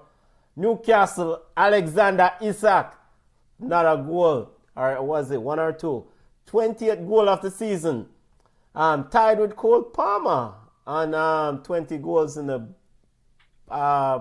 Golden Boot, but Erling Haaland mashed up the Ansters with 4. I think Erling Haaland is on 25 goals in the Golden Boot. Nottingham Forest 3-1 over Sheffield United. Wolves pick up a fix-up from Man City. Man City 5-1. Luton 1-1 with Sean Dyche. Them escape. Everton. Actually, Everton's potential owner, 777, has been accused of fraud. And there's a case against them in New York State Court. So watch the space. Of course, 777 is a new investor looking to purchase Everton Football Club. I think their deal is almost done. Now, if them convicted of fraud in the US, that might mash up that answers. We'll watch that space. Them just can't come back America for anything at all. Can't come back America. And the round will wrap up with Man United versus Crystal Palace. Much needed victory, Junior. Much needed victory. For who? For Man United. Man, you only have one game left. Okay. And that's against us now? At the FA Cup final. Oh, okay. We don't. Trust me. Manchester United does not want to play in the Conference League. Right. They don't. So I think Conference League can start early. So I don't. The only thing I watch in that game for tomorrow is Olise and see how Olise play ball. Okay. Hopefully he doesn't end up at Manchester United in the summer. Go away. Champions of Spain, Junior, La Liga, Real Madrid, big side. The inevitable, Junior, they did it without a recognizable number 9. Hustle up, big up yourself, one big you up. You are number 9, you wear the 9 striker number, but you're still not a striker. Junior, talk to me about Jude Bellingham. Yeah. You know what? This year's title race kind of remind me of the Man City, Liverpool, and I think Arsenal was in the running that year when the year before they got Erling Haaland. Yeah, maybe it was the Arsenal, but Man City. If you look at Man City team that year, the year before they got Erling Haaland, and look at Real Madrid team this year, is actually mirror images of each other. So Real Madrid, assuming they get Mbappe. Yeah, Mbappe, yeah. They are going to get a lot better, assuming that they can move on from Cruz. I think they should move on from Cruz, even though Cruz has played some ball. Should move on from Madrid, even though we can argue them have Camavinga and Tchouaméni already. But they still have some pieces that they need to pull out and put in, but they are still just a striker away from being a really good team. And think about that. A team that is in the Champions League semi-finals right now, about to host a game this Wednesday, we are saying they are still a striker away. Yeah. 36 La Liga title. Them and they know if win. But we have to salute the one and only, the Don himself, Junior. Don Carlo. Serie A, Premier League, League One, Bundesliga, and La Liga. The only one to win the five so-called major trophies, win each of those titles. Yeah, and you know, if Carlo wins the Champions League this year, I think he should leave. I think it would have been the perfect time to say, "Yeah, hear me, but God, you know." Oh, you know what? Remember Carlo Ancelotti scoring coaching in League One in the French league. How did he coach? PSG? He coached PSG? Let me look it up here. I think it was 2012, 2013. If you're a big coach, him coach a heap of different teams still, you know. It's a bit, it's impressive, but also I'm curious to know why Carlo Ancelotti coached so many like Everton. Why Carlo? No, I think Everton he was ready to just go off PSG in 2011, 2013. I never remember he coached PSG. For a big coach, Carlo Ancelotti's coach a lot of teams. 1995, Reggiana. 96, Parma. 99 to 2001, Juventus. 2001 to 2009, AC Milan. 09 to 2011, Chelsea. Then the PSG from 2011 to 2013. Real Madrid is first in 13 to 15. 2013 to the 15. 2016 to the 17, Bayern Munich. 1 year at Bayern Munich. 2018 to 2019, 1 year at Napoli. 2019 to 2021, 2 years at Everton, and now back at Real Madrid. The journeyman. Yeah, the money, Brother, I mean, and of course he's what, won 4 Champions League. The money, yeah, money. just for Canary South so we can start calling Brazil again. BM says as long as Moy stays the heck away from Man United, as in his next job, who knows? He been there, done that. Him not nothing for prove on Manu. Him already prove what him can not Manu. Before we leave La Liga family, and big up to Dan, Carlo, and the entire Hala Madrid family. Big up to Iveti, the entire Real Madrid crew. We have to big up Girona. Champions League, they qualify for Champions League. We all sat here in the early part of La Liga season and be like, yo, What if? I would this. I would decide, yeah.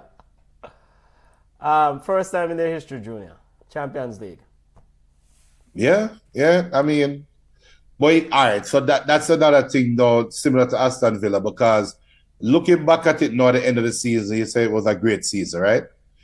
But then now you try to be with the big dogs. We've seen Deportivo La Coruña have their run. We've seen Villarreal. So you know, it's a long time I watch La Liga when I can pull out Deportivo La Coruña. Anybody remember that them Deportivo teams that used to play in the Champions League? Come talk to me. Right? Villarreal, Sevilla. So income Girona now. What can they do to sustain? What do they need to do to sustain? And when you look back at the season, you say, what did we miss? No, what you missed was probably the sleeping gas for give to Barcelona and Real Madrid so them can sleep them way through the season. Realistically, that's what you were missing. But you can look back and say, yeah, we had a great season overall, but look at the start that we had. How could we maintain that start? And let's fix it right now. And I think that should be the goal. And don't look at it like, yo, you know, we're new to Champions League. No, go there and yo, we get more money too. And we're going to invest in some players too. Yeah, I think Man City already secured the services of Girona's most impressive winger, Savio. So Man City, the City Group owns, I think, 47% stake in this Girona club. Pep Guardiola's brother, I think, plays an integral role in whatever them going with. Some people call it football scamming. Yep. But I used to say that too. But now Ineos have Napoli and Man U. I can't say that anymore. You can't say that no more. I mean, the man them have the money, they want to buy different teams. I mean, they did it just enough that they didn't reach that 50% threshold. So they run amok off the rule, because ultimately I think the rule is that 2 clubs that are owned by the same owners that are 50% over ownership can't play in the Champions League. Which will change. I think that rule is going to change because of global. Well, it's if more clubs, more people own clubs. Same, you know. But so Girona at 47% just get under in the slot. Champions League, before we touch yard ballers and go where we are. Quickly, wait, on a Champions League that. We did have Champions League up. Wait, let's get to it. Champions League coming up, semi-final games coming up this week. Dortmund, Jadon Sancho looks happy. Matt Hummels is playing well. But Junior, I mean, PSG must be able to turn around this time. I don't know, and it's a setup. Because I say both games are can the is more than can the favorites turn it around. It is can the underdogs ride their luck or maintain their luck all the way through both ties. I think that's the takeaway from both games. Bayern Munich is lucky that way goal rule is gone. I think Dortmund is going to feel unlucky that their away goal rules are gone. Because PSG could have easily scored 4 or 5 goals. I mean, Dortmund rode their luck and were rewarded for keeping their heads up and still playing attacking football in the end. But if can both German teams that are underdogs maintain the luck this week, I think that's the key. Because you're right, PSG, I think PSG can easily turn this tie around. I think PSG can score early or often and put this tie to bed. The problem that PSG need to be very careful about is the speed of those wingers, Ian Madsen and the Fufu man Adeyemi. Because PSG left back Nuno Mendes is a straight bug. Yeah. And you know, say what you want with your Manchester United hate around Jadon Sancho. Oh, yeah. Well, is your leg of the Dan baller. He has been instrumental in what they are doing. I mean, he looked like a rebound player. He's taking on his defenders and supplying full craig with service. So the only reason why I'm tilting towards PSG because they're playing at home, and they went to the Camp Nou or whatever the stadium that Barcelona is playing in, since the Camp Nou is under repair, and picked up an important victory. And I think that galvanized that PSG outfit. Right. So I expect them to come, and most importantly for PSG, if not know when. I mean, this team has, you know, could be a very good farewell for one Kylian Mbappe. Yeah. And how ironic would it be? Either way, it's going to be ironic. Yeah. When you look at it, it doesn't. The only final that won't have irony in it is Real Madrid versus Dortmund. Yeah. But if PSG plays against Real Madrid, it is player versus his new team. If it's PSG versus Bayern Munich, it is PSG versus old coach that got fired because he couldn't win the Champions League. Yeah. How ironic that would be. Yeah. You fired Tuchel because he couldn't win the Champions League, and Tuchel went on and won the Champions League the following year, and then now bringing back another team to the Champions League final to play against you for a trophy that you covered. It is crazy. And I think, did the Tuchel coach at Dortmund? Yes, Tuchel did coach at Dortmund. So That's even where he started. That was when good Tuchel. That was good Tuchel. We don't know what Tuchel going to show up now. Yeah, but so it's so many storylines that are left in this thing, Yeah. and just enjoy the football, because we're seeing some high quality football that you hardly get to see on the weekend in domestic leagues. I really think these games are ones that kids should watch, people should watch that are fans of football. Watch these Champions League games. And for Dortmund, going in Stade of France, or part of France, however they want to call it.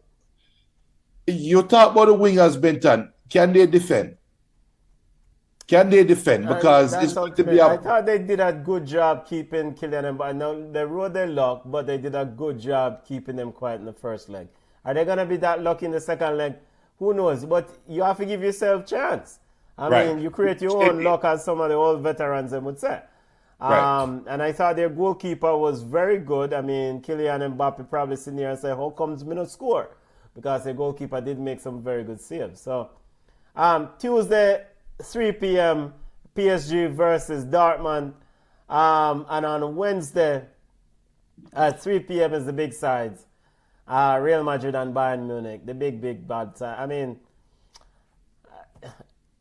Real Madrid is a favorite, of course, at home. You would expect Real Madrid, been there so many times, to find a way to win this football game. I draw parallels with Real Madrid and Manchester City the year before they got Kylian Mbappe. I think this game before is they got Erling Haaland. Man City. before they get Erling Haaland. Yeah, before they get Erling Haaland. Sorry, and Mbappe is kind of tying into my point right now. I think this is the game that they are going to look back and say, because we didn't have a number 9, the result went against us. I think Bayern Munich will win the game. Okay. I think Bayern Munich will win the game outright. I think, for one, I think Tuchel played with his luck a little bit because I can't see the reason why you started Muller. I can't see the reason for starting Muller last week. Maybe the coach actually wanted to play, make sure people actually be where they're supposed to be. Yeah, sure. But you were lucky. I think this week the real Bayern Munich will show up. I think this week Harry Kane have some for proof. And I think proof to what? What? To who? To the world. This brother was never won a trophy. Why? Exactly. Yeah, exactly. And I am going to prove to you now, this is the reason why Bayern Munich brought me in. This is what Bayern Munich should hang their hat on? I am thinking Bayern Munich is going to win the game. Okay. I'm a Carlo fan. If I was to say who was my favorite out of the four, I would say Real Madrid. But I think Bayern Munich will win this game outright. Royal Whites win this football game. I mean, this is football royalty. Fede Valverde, Jude Bellingham, Toshimani, Camavinga in that midfield. I mean, the only concern is defensively. I know they're a bit stretched defensively. I think Nacho picked up an injury. Danny Carvajal should play again. Rudiger should be. I mean, Real Madrid is class, and I do expect Carlo and Real Madrid to find a way, whether it's via penalties, but they will find a way to win this football game. This is business end of the season for this team, so they will find a way to win. I think. Speaking of Bayern Munich, Ralf Rangnick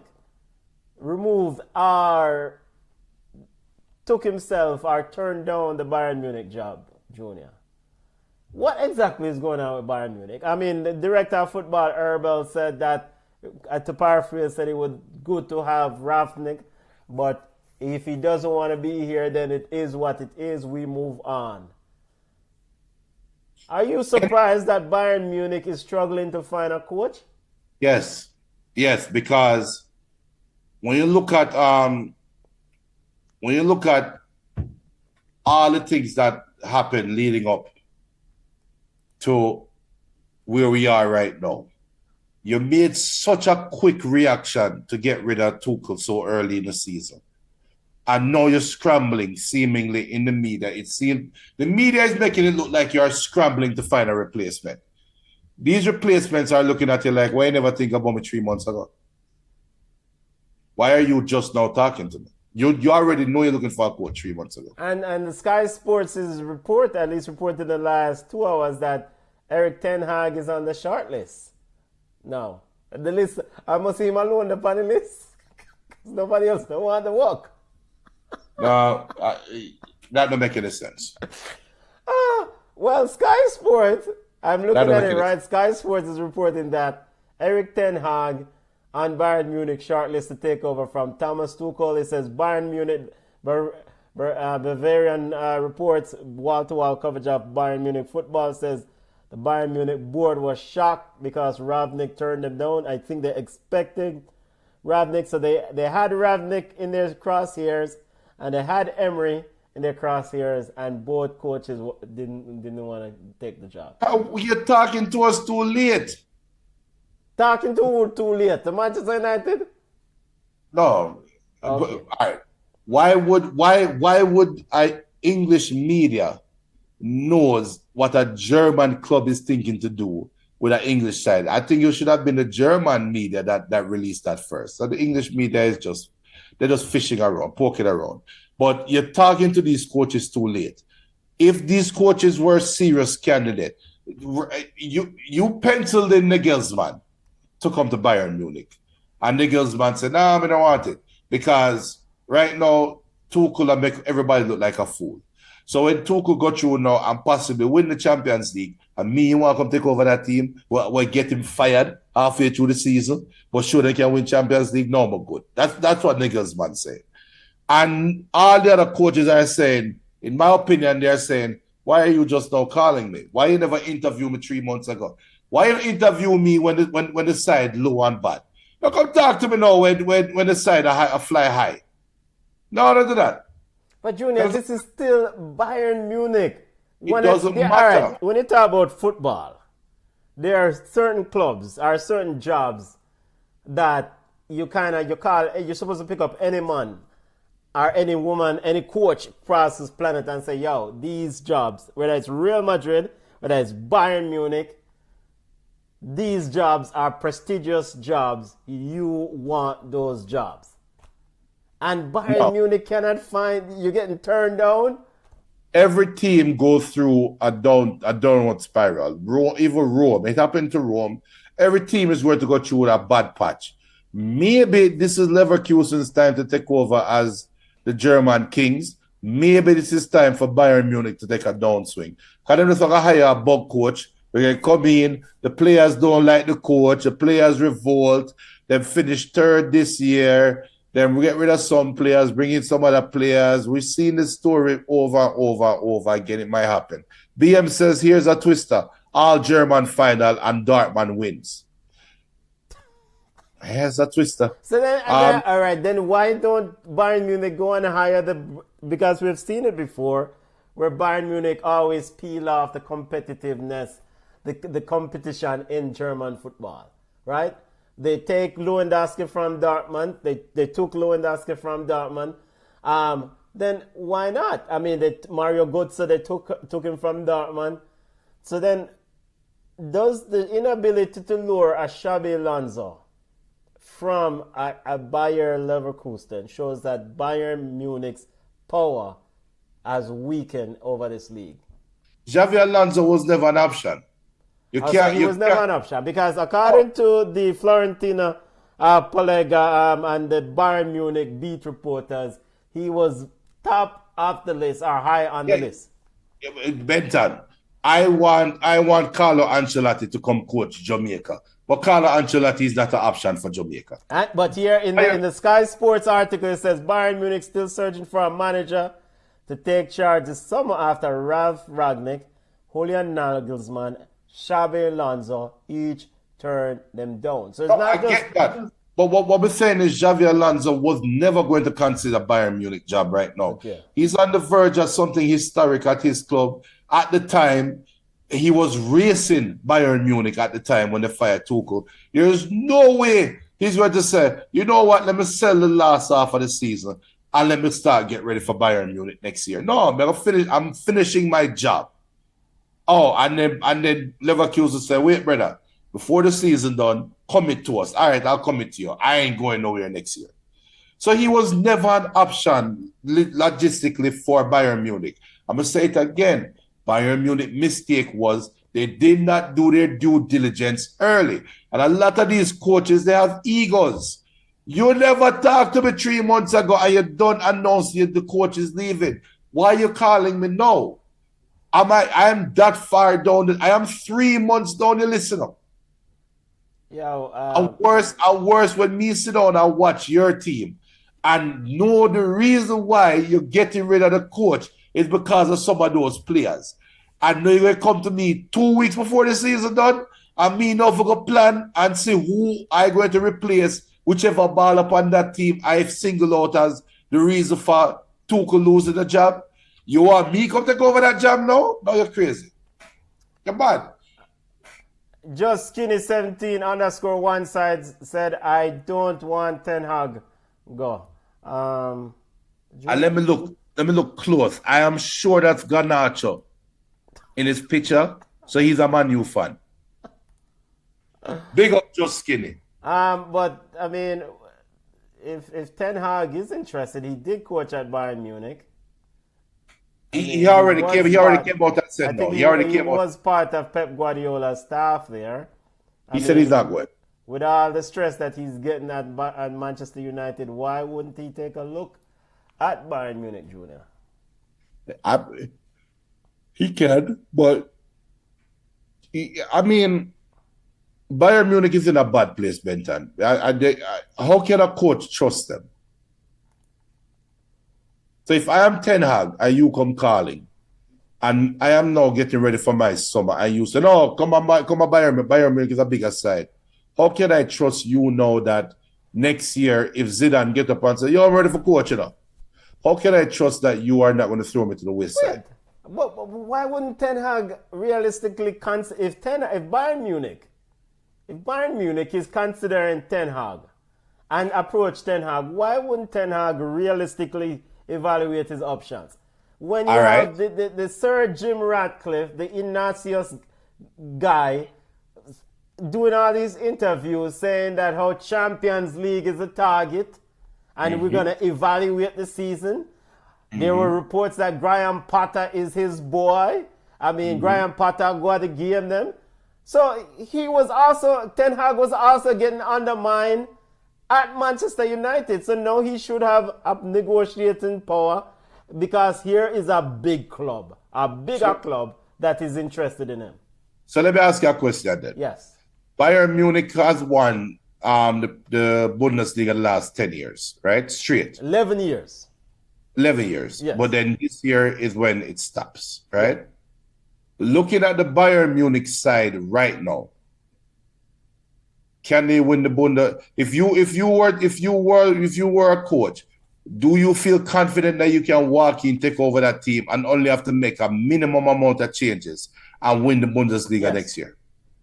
I don't think so. Yes, because it's the Bundesliga. It's the Bundesliga. No, but you're chasing Leverkusen, who I don't want to goat mouth them, but they are on the verge of having a perfect season. Leverkusen catch lightning in a bottle. You have it's a perfect season. You have all foot Frimpong, and it just like a matchup because I did spoke glowingly about them earlier, so I go and start them up. But you have Old Foot, Frimpong, Alex Grimaldo. You have Old Foot, Granit Xhaka.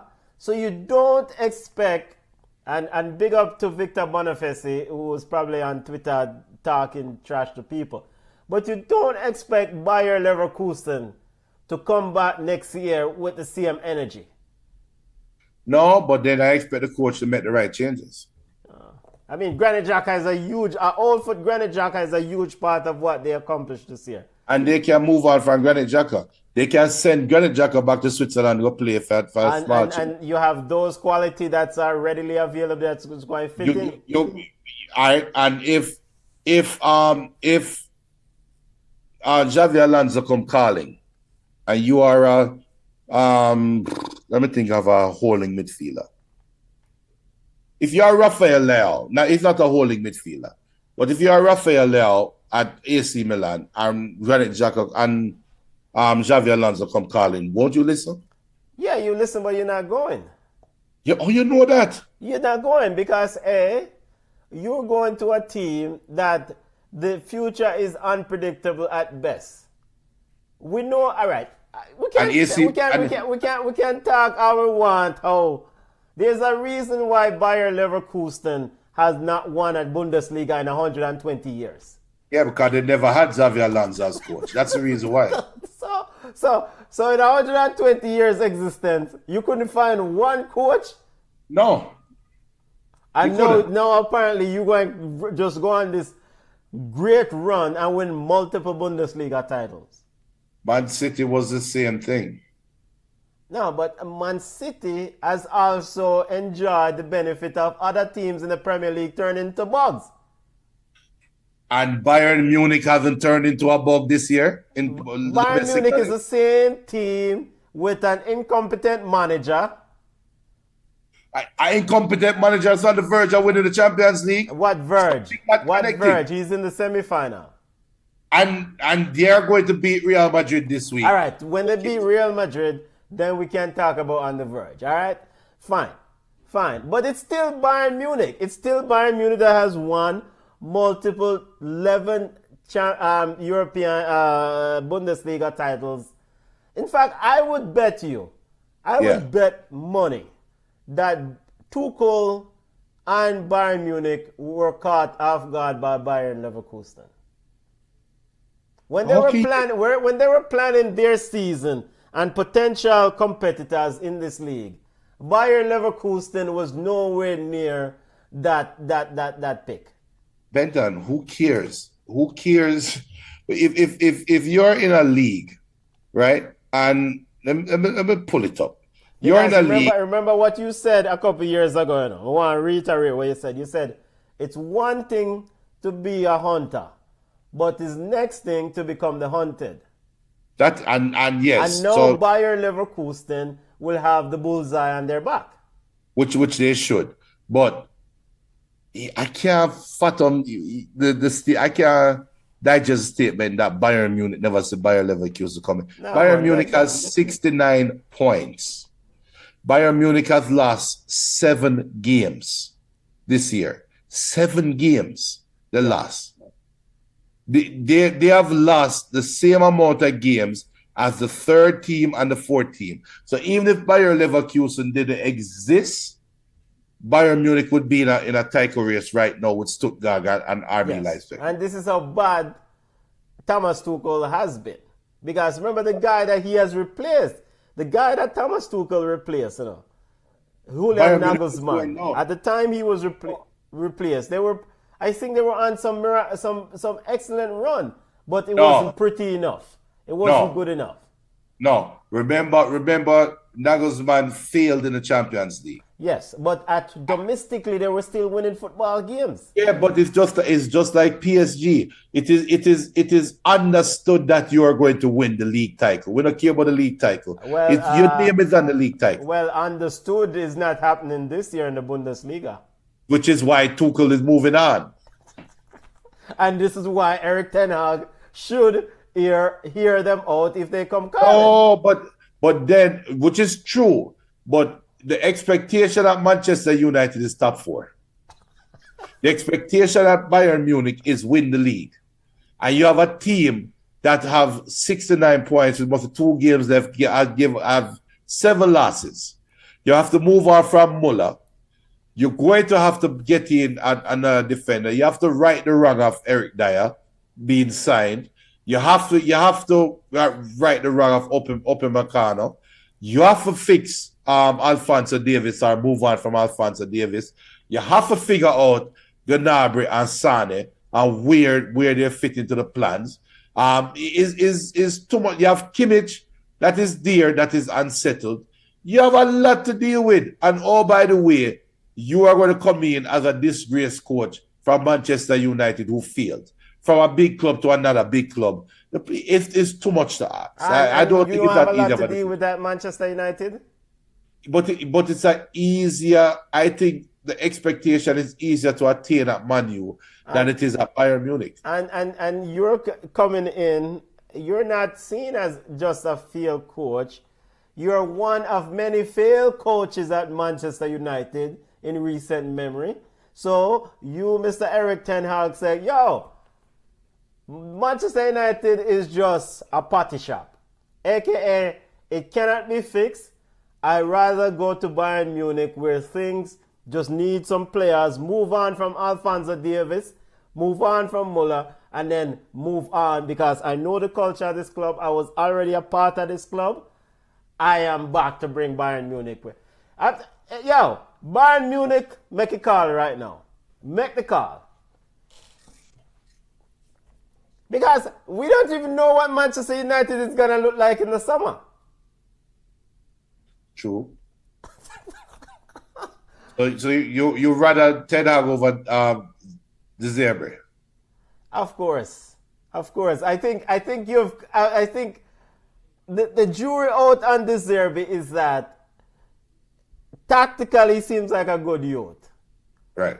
But you don't know some way. We can't deal with modeling checks. This is why we just stay in our lane and we deal with, who we can deal with. Right. Don't chase down Tyra Banks. You can't handle them people. Stay in your lane. De Zerbi, I think, is a mid-level coach. He can't handle them big team there. And that's why he's always coach at Bologna. But he has aspirations of coaching those big clubs. But they don't see him the same way. So why Bayern Munich don't call Ruben Amorim? You see, this is another one which is also a mystery, right? I think because the reason why the case is that I think Ten Hag, because he's been in the culture of that club. He knows that club. Right. So, I mean, Amarim, hey, Liverpool, I'm reminding people that he thought he was going to Liverpool. He thought he was being handpicked for Liverpool, and then Liverpool said, no, we're going with Slot. I know Amarin went to West Ham for an interview and then tell West Ham, say, no, I'm not interested. I'm going back at Sporting. And that was a good decision made, right? Yeah, it's a good decision, but it tells you that he thinks that he's better than West Ham. And isn't Bayern Munich better than West Ham? Yeah, but Bayern Munich don't want him.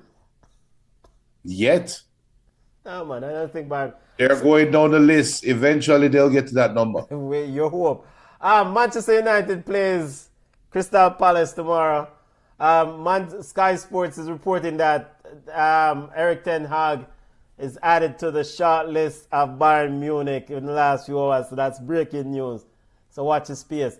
But overall, the Champions League game for this week, you've got Bayern on Wednesday over Real Madrid. I got Real Madrid, and you've got PSG over PSG.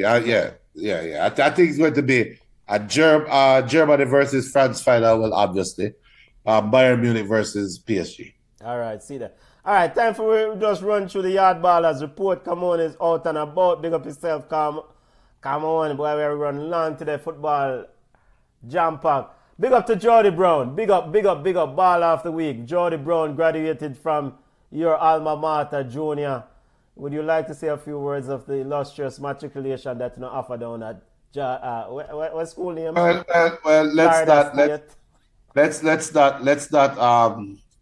let's not.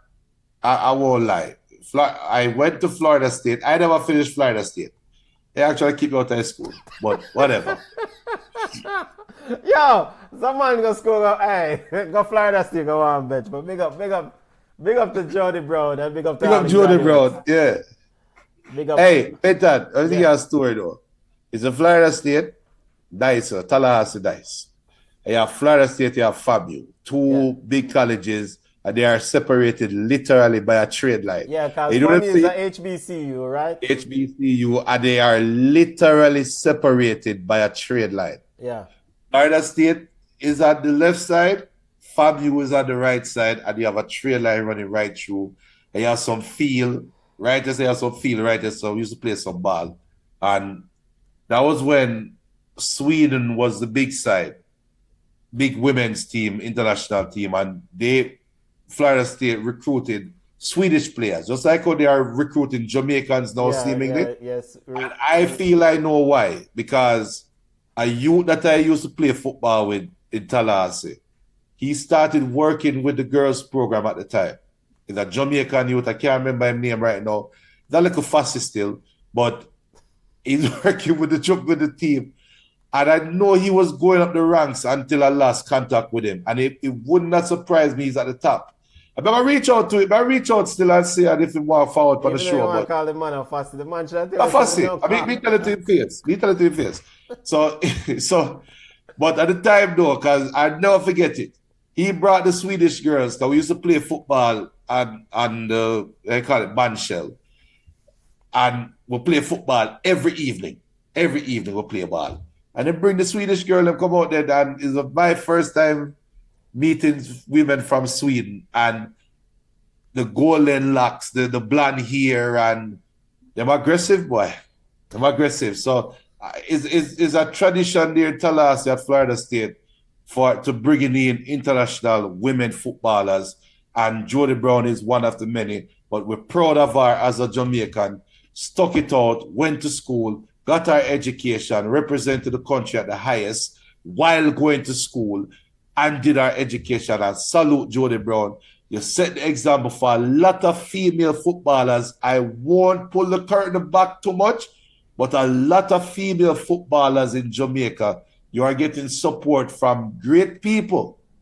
And you're making the people around you discourage you from making the right decision of chasing the dream of playing in college, getting a scholarship, getting an education. Look at Jordy Brown. She's a good example. BM says those are the views of Junior and not ball shot. We have to make sure we put in the disclaimer regarding the Swedish ladies. Yo, I'm gonna tell you something. I can't try to remember them name. Alright, these are the views of Junior, because the show after race. You ever listen? No one of them from Europe play when they play football.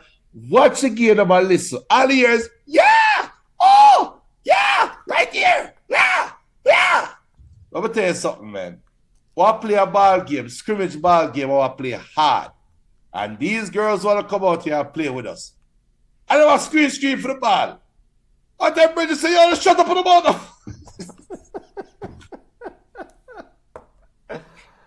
Fun times at Florida State, eh? Whatever Bridget say, yo, shut up your mouth, man. I'm passing the ball when I get the chance. No, I'm right there, wide open. What's up, my girl?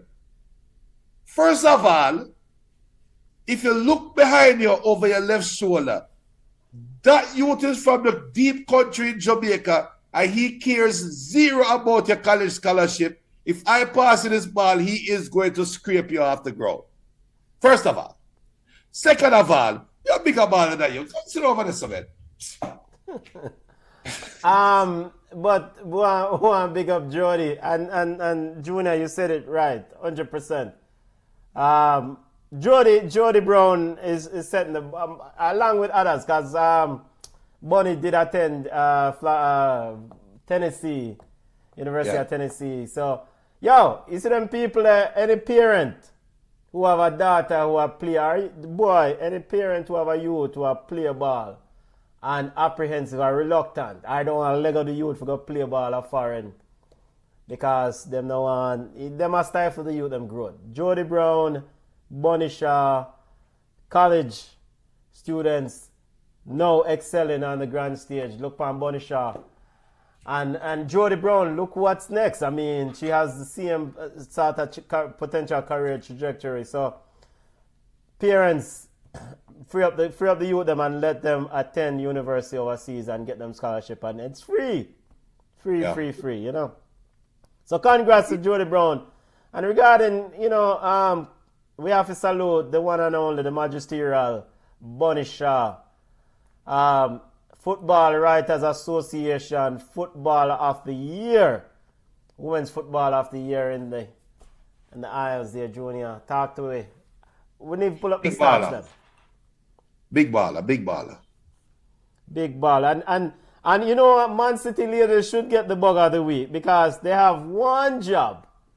Don't lose no games. And they have 2 more games remaining in the season, including today's game. Bonnie Shaw is out for the season. The big striker score a bag of goals and say, yo, just finish the league. Just win the championship. Man City ladies gave up a goal in the 92nd minute against Arsenal.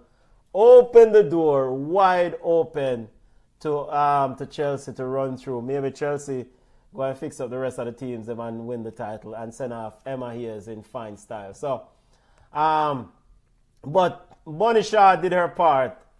Football Writer Player of the Year, Phil Foden won it for the men. Bonnie Shaw, outstanding year again. Goals on top of goals.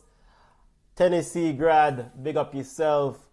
University of Tennessee, so salute since Jody Brown. So Jamaican parents, again, not Jamaican, because we have a whole heap of listeners across the diaspora, across planet Earth. I mean, in the Caribbean, St. Vincent, Trinidad and Tobago, massive. If you have daughters who are play football, let them excel and get a college scholarship and excel in the business. BM says this should be the blueprint for Jamaican female ballers. College is then pro. Bonnie, now Jody. Yes, I hope Jody plays in Europe. Ultimately, I expect her to go. I mean, the next step, our agent is supposed to be on the phone making deals right now to get her into the continent. Definitely. Junior, can't go my yard without touching the Jamaican Premier League. Games going on right now, you know. Semi-final first leg, Waterhouse versus Mount Pleasant, Sabina Park. at 8 p.m. Arnett Gardens versus Cavaliers at 5 p.m. Yo, BM, what's the score in the Arnett versus Cavaliers game there? First leg. Junior, any thoughts on this semi-final, JPL semi-final games? No. No. Chris Williams of the Jamaican Premier League announced reggae or dancehall and football link up for the grand finale. Apparently, them are going to salute Russian for the final. Junior, Chris Williams is looking for a pathway to really kind of merge a relationship between dancehall music and football to foster some marketing and tap into. As he should, but he's picking the wrong icon. Okay. Russia don't have nothing to do with football. I mean, you So have you would have picked an artist who a baller that has something to do with football. Okay. Russian, big up Russian, and Russian taking over the reggaeton space, and he's also still mashing up the dancehall space. So there's no slight against Russia, right? But if you want the private, I you know what, I shouldn't even say that, because we don't know what deals Russian can cut behind closed doors. And maybe, you know what, maybe it's a genius move, because Russian is making waves in the Hispanic community. And there's no better way to grow a league other than bringing in imports, right? You can make your league better by bringing in more talented players. And you can bring in more talented foreign players, and you can get them for cheap from Central America, from South America. Players that are not good enough to go to MLS, they can come to Jamaica and play some ball. Yeah, last check at halftime, Arnett Gardens led, Junglist led Cavaliers 1-0. Jaheim Thomas. 1-1 now. 1-1. Calvin scored. Okay, it's 1-1 now. Right before halftime. So we're in the 56th minute. Arnett and Cavalier tied 1-1. BM says, why not pick Dexter Dobbs? He played football and the streets can identify more with him. Yeah. Dexter Dobbs definitely is a man that will bring out the woman them and is a baller. No. What? Junior, why not? Because Dexter Dobbs going too much money? No. Yo, the man them dark will watch football in the mental. Oh. I know you want to watch football because Dexter. Oh, first up. Yo, without support, no Dexter Dobbs. All of a sudden my wife will come watch football. No. We appreciate 1-1 Cavaliers. 1-1 between Cavaliers and Arnett. Yo, I can almost predict that Fabian Reed is going to score tonight for Arnett Garden. It's almost inevitable. That's it, family. We just watch the space. First leg tonight, Jamaican Premier League, 5 p.m. currently going on. Arnett, the Junglist versus Cavaliers. And 8 p.m. big Mount Pleasant versus Firehouse. Big up the Firehouse, massive. Return legs are on May 12th. Next week. Next up, I got tech with the man, them woman. Yep. Boy, them better hold on tight. And this is in the context for listeners. Chris Williams, chairman of the Premier League Association, announced a partnership, or really a promotion. Them are try and move dancehall and the Jamaican Premier League more in sync. And so at the grand final, they will do a celebration of Russian or some sort of thing with Russian for the grand finale. That to know. Time for go my yard. 2 more weeks left in the show, people. Yeah, we have work for do. Whole heap of work for do. This is why the show run this so late. We are doing work to satisfy our listeners. Big up to all the new subscribers. And we have volley power coming up in the summer. Ball chat up on the road and management need to do some work, you know. Big up to all the listeners. Sabina Park looks nice. Yes, actually Sabina Park looks nice. Junior, why? Well, I guess the ability, in fact, the Savannah Park grass look better than. Well, you know, the Sabina Park still, they don't allow goats on the field. Yeah. Goats on the field are junior, blah, blah, blah, blah, blah, I care zero. Yeah. I mean, Savannah Park, check out the game. Good crowd, very good crowd. Games are on Sports Max app. By the way, I want to criticize Sports Max for a little bit because at the end of the day, they have been showing the games on YouTube free, and these games are not on YouTube free. Now you need to download the app and, brother, just fly the game, man, get the views and collect the money now, brother. Just fly the game, man. But how you convert the views to money? Commercials. YouTube running commercials. You getting what, about 1,700 people on one of those watch-alongs? Yeah, but it gets tricky. And plus, Sportsbox is a Caribbean company, not an American company, so that money changing hands. I've got you tariff and all them stuff there. Yeah, it get a little tricky. Yeah, well, I mean, we can have a pass-through entity to run through the money, all right? What they should do is open a branch in America. Pass-through entity. Junior, Florida State Education coming handy. Link them. Florida State? Solution. If they follow by Florida State Education, better them shut down tomorrow. Yo, I hate that people give thanks. What a show. What an excellent show. Ball Chat is all about fun.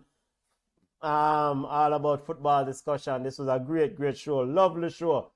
Big up to all the listeners. Always. Big up to yourself. BM, big up yourself. Yo, hey. BM, we want to salute. We need to do a recognition. BM recognition show. I want 2 minutes. Because BM log on at the beginning and BM never leave till the end. Big up yourself. Ball Chat family member for life. Yeah, well, we'll line up BM for Jamaica and watch along. Yeah, man. Connect with us on Instagram at Ball Chat Podcast. We're on X at Ball Chat 1. We're on Facebook at Ball Chat. Big up to all the viewers on TikTok. We're at ballchat_podcast on TikTok. You can email us at ballchatpodcast@gmail.com. Your family in the chat, safe out the road. Have a wonderful week. Salute to all the working people and all the freeloaders. We're going to keep well. Ball Chat. Out, you know, we're going on the road in the family. No grab and take round here.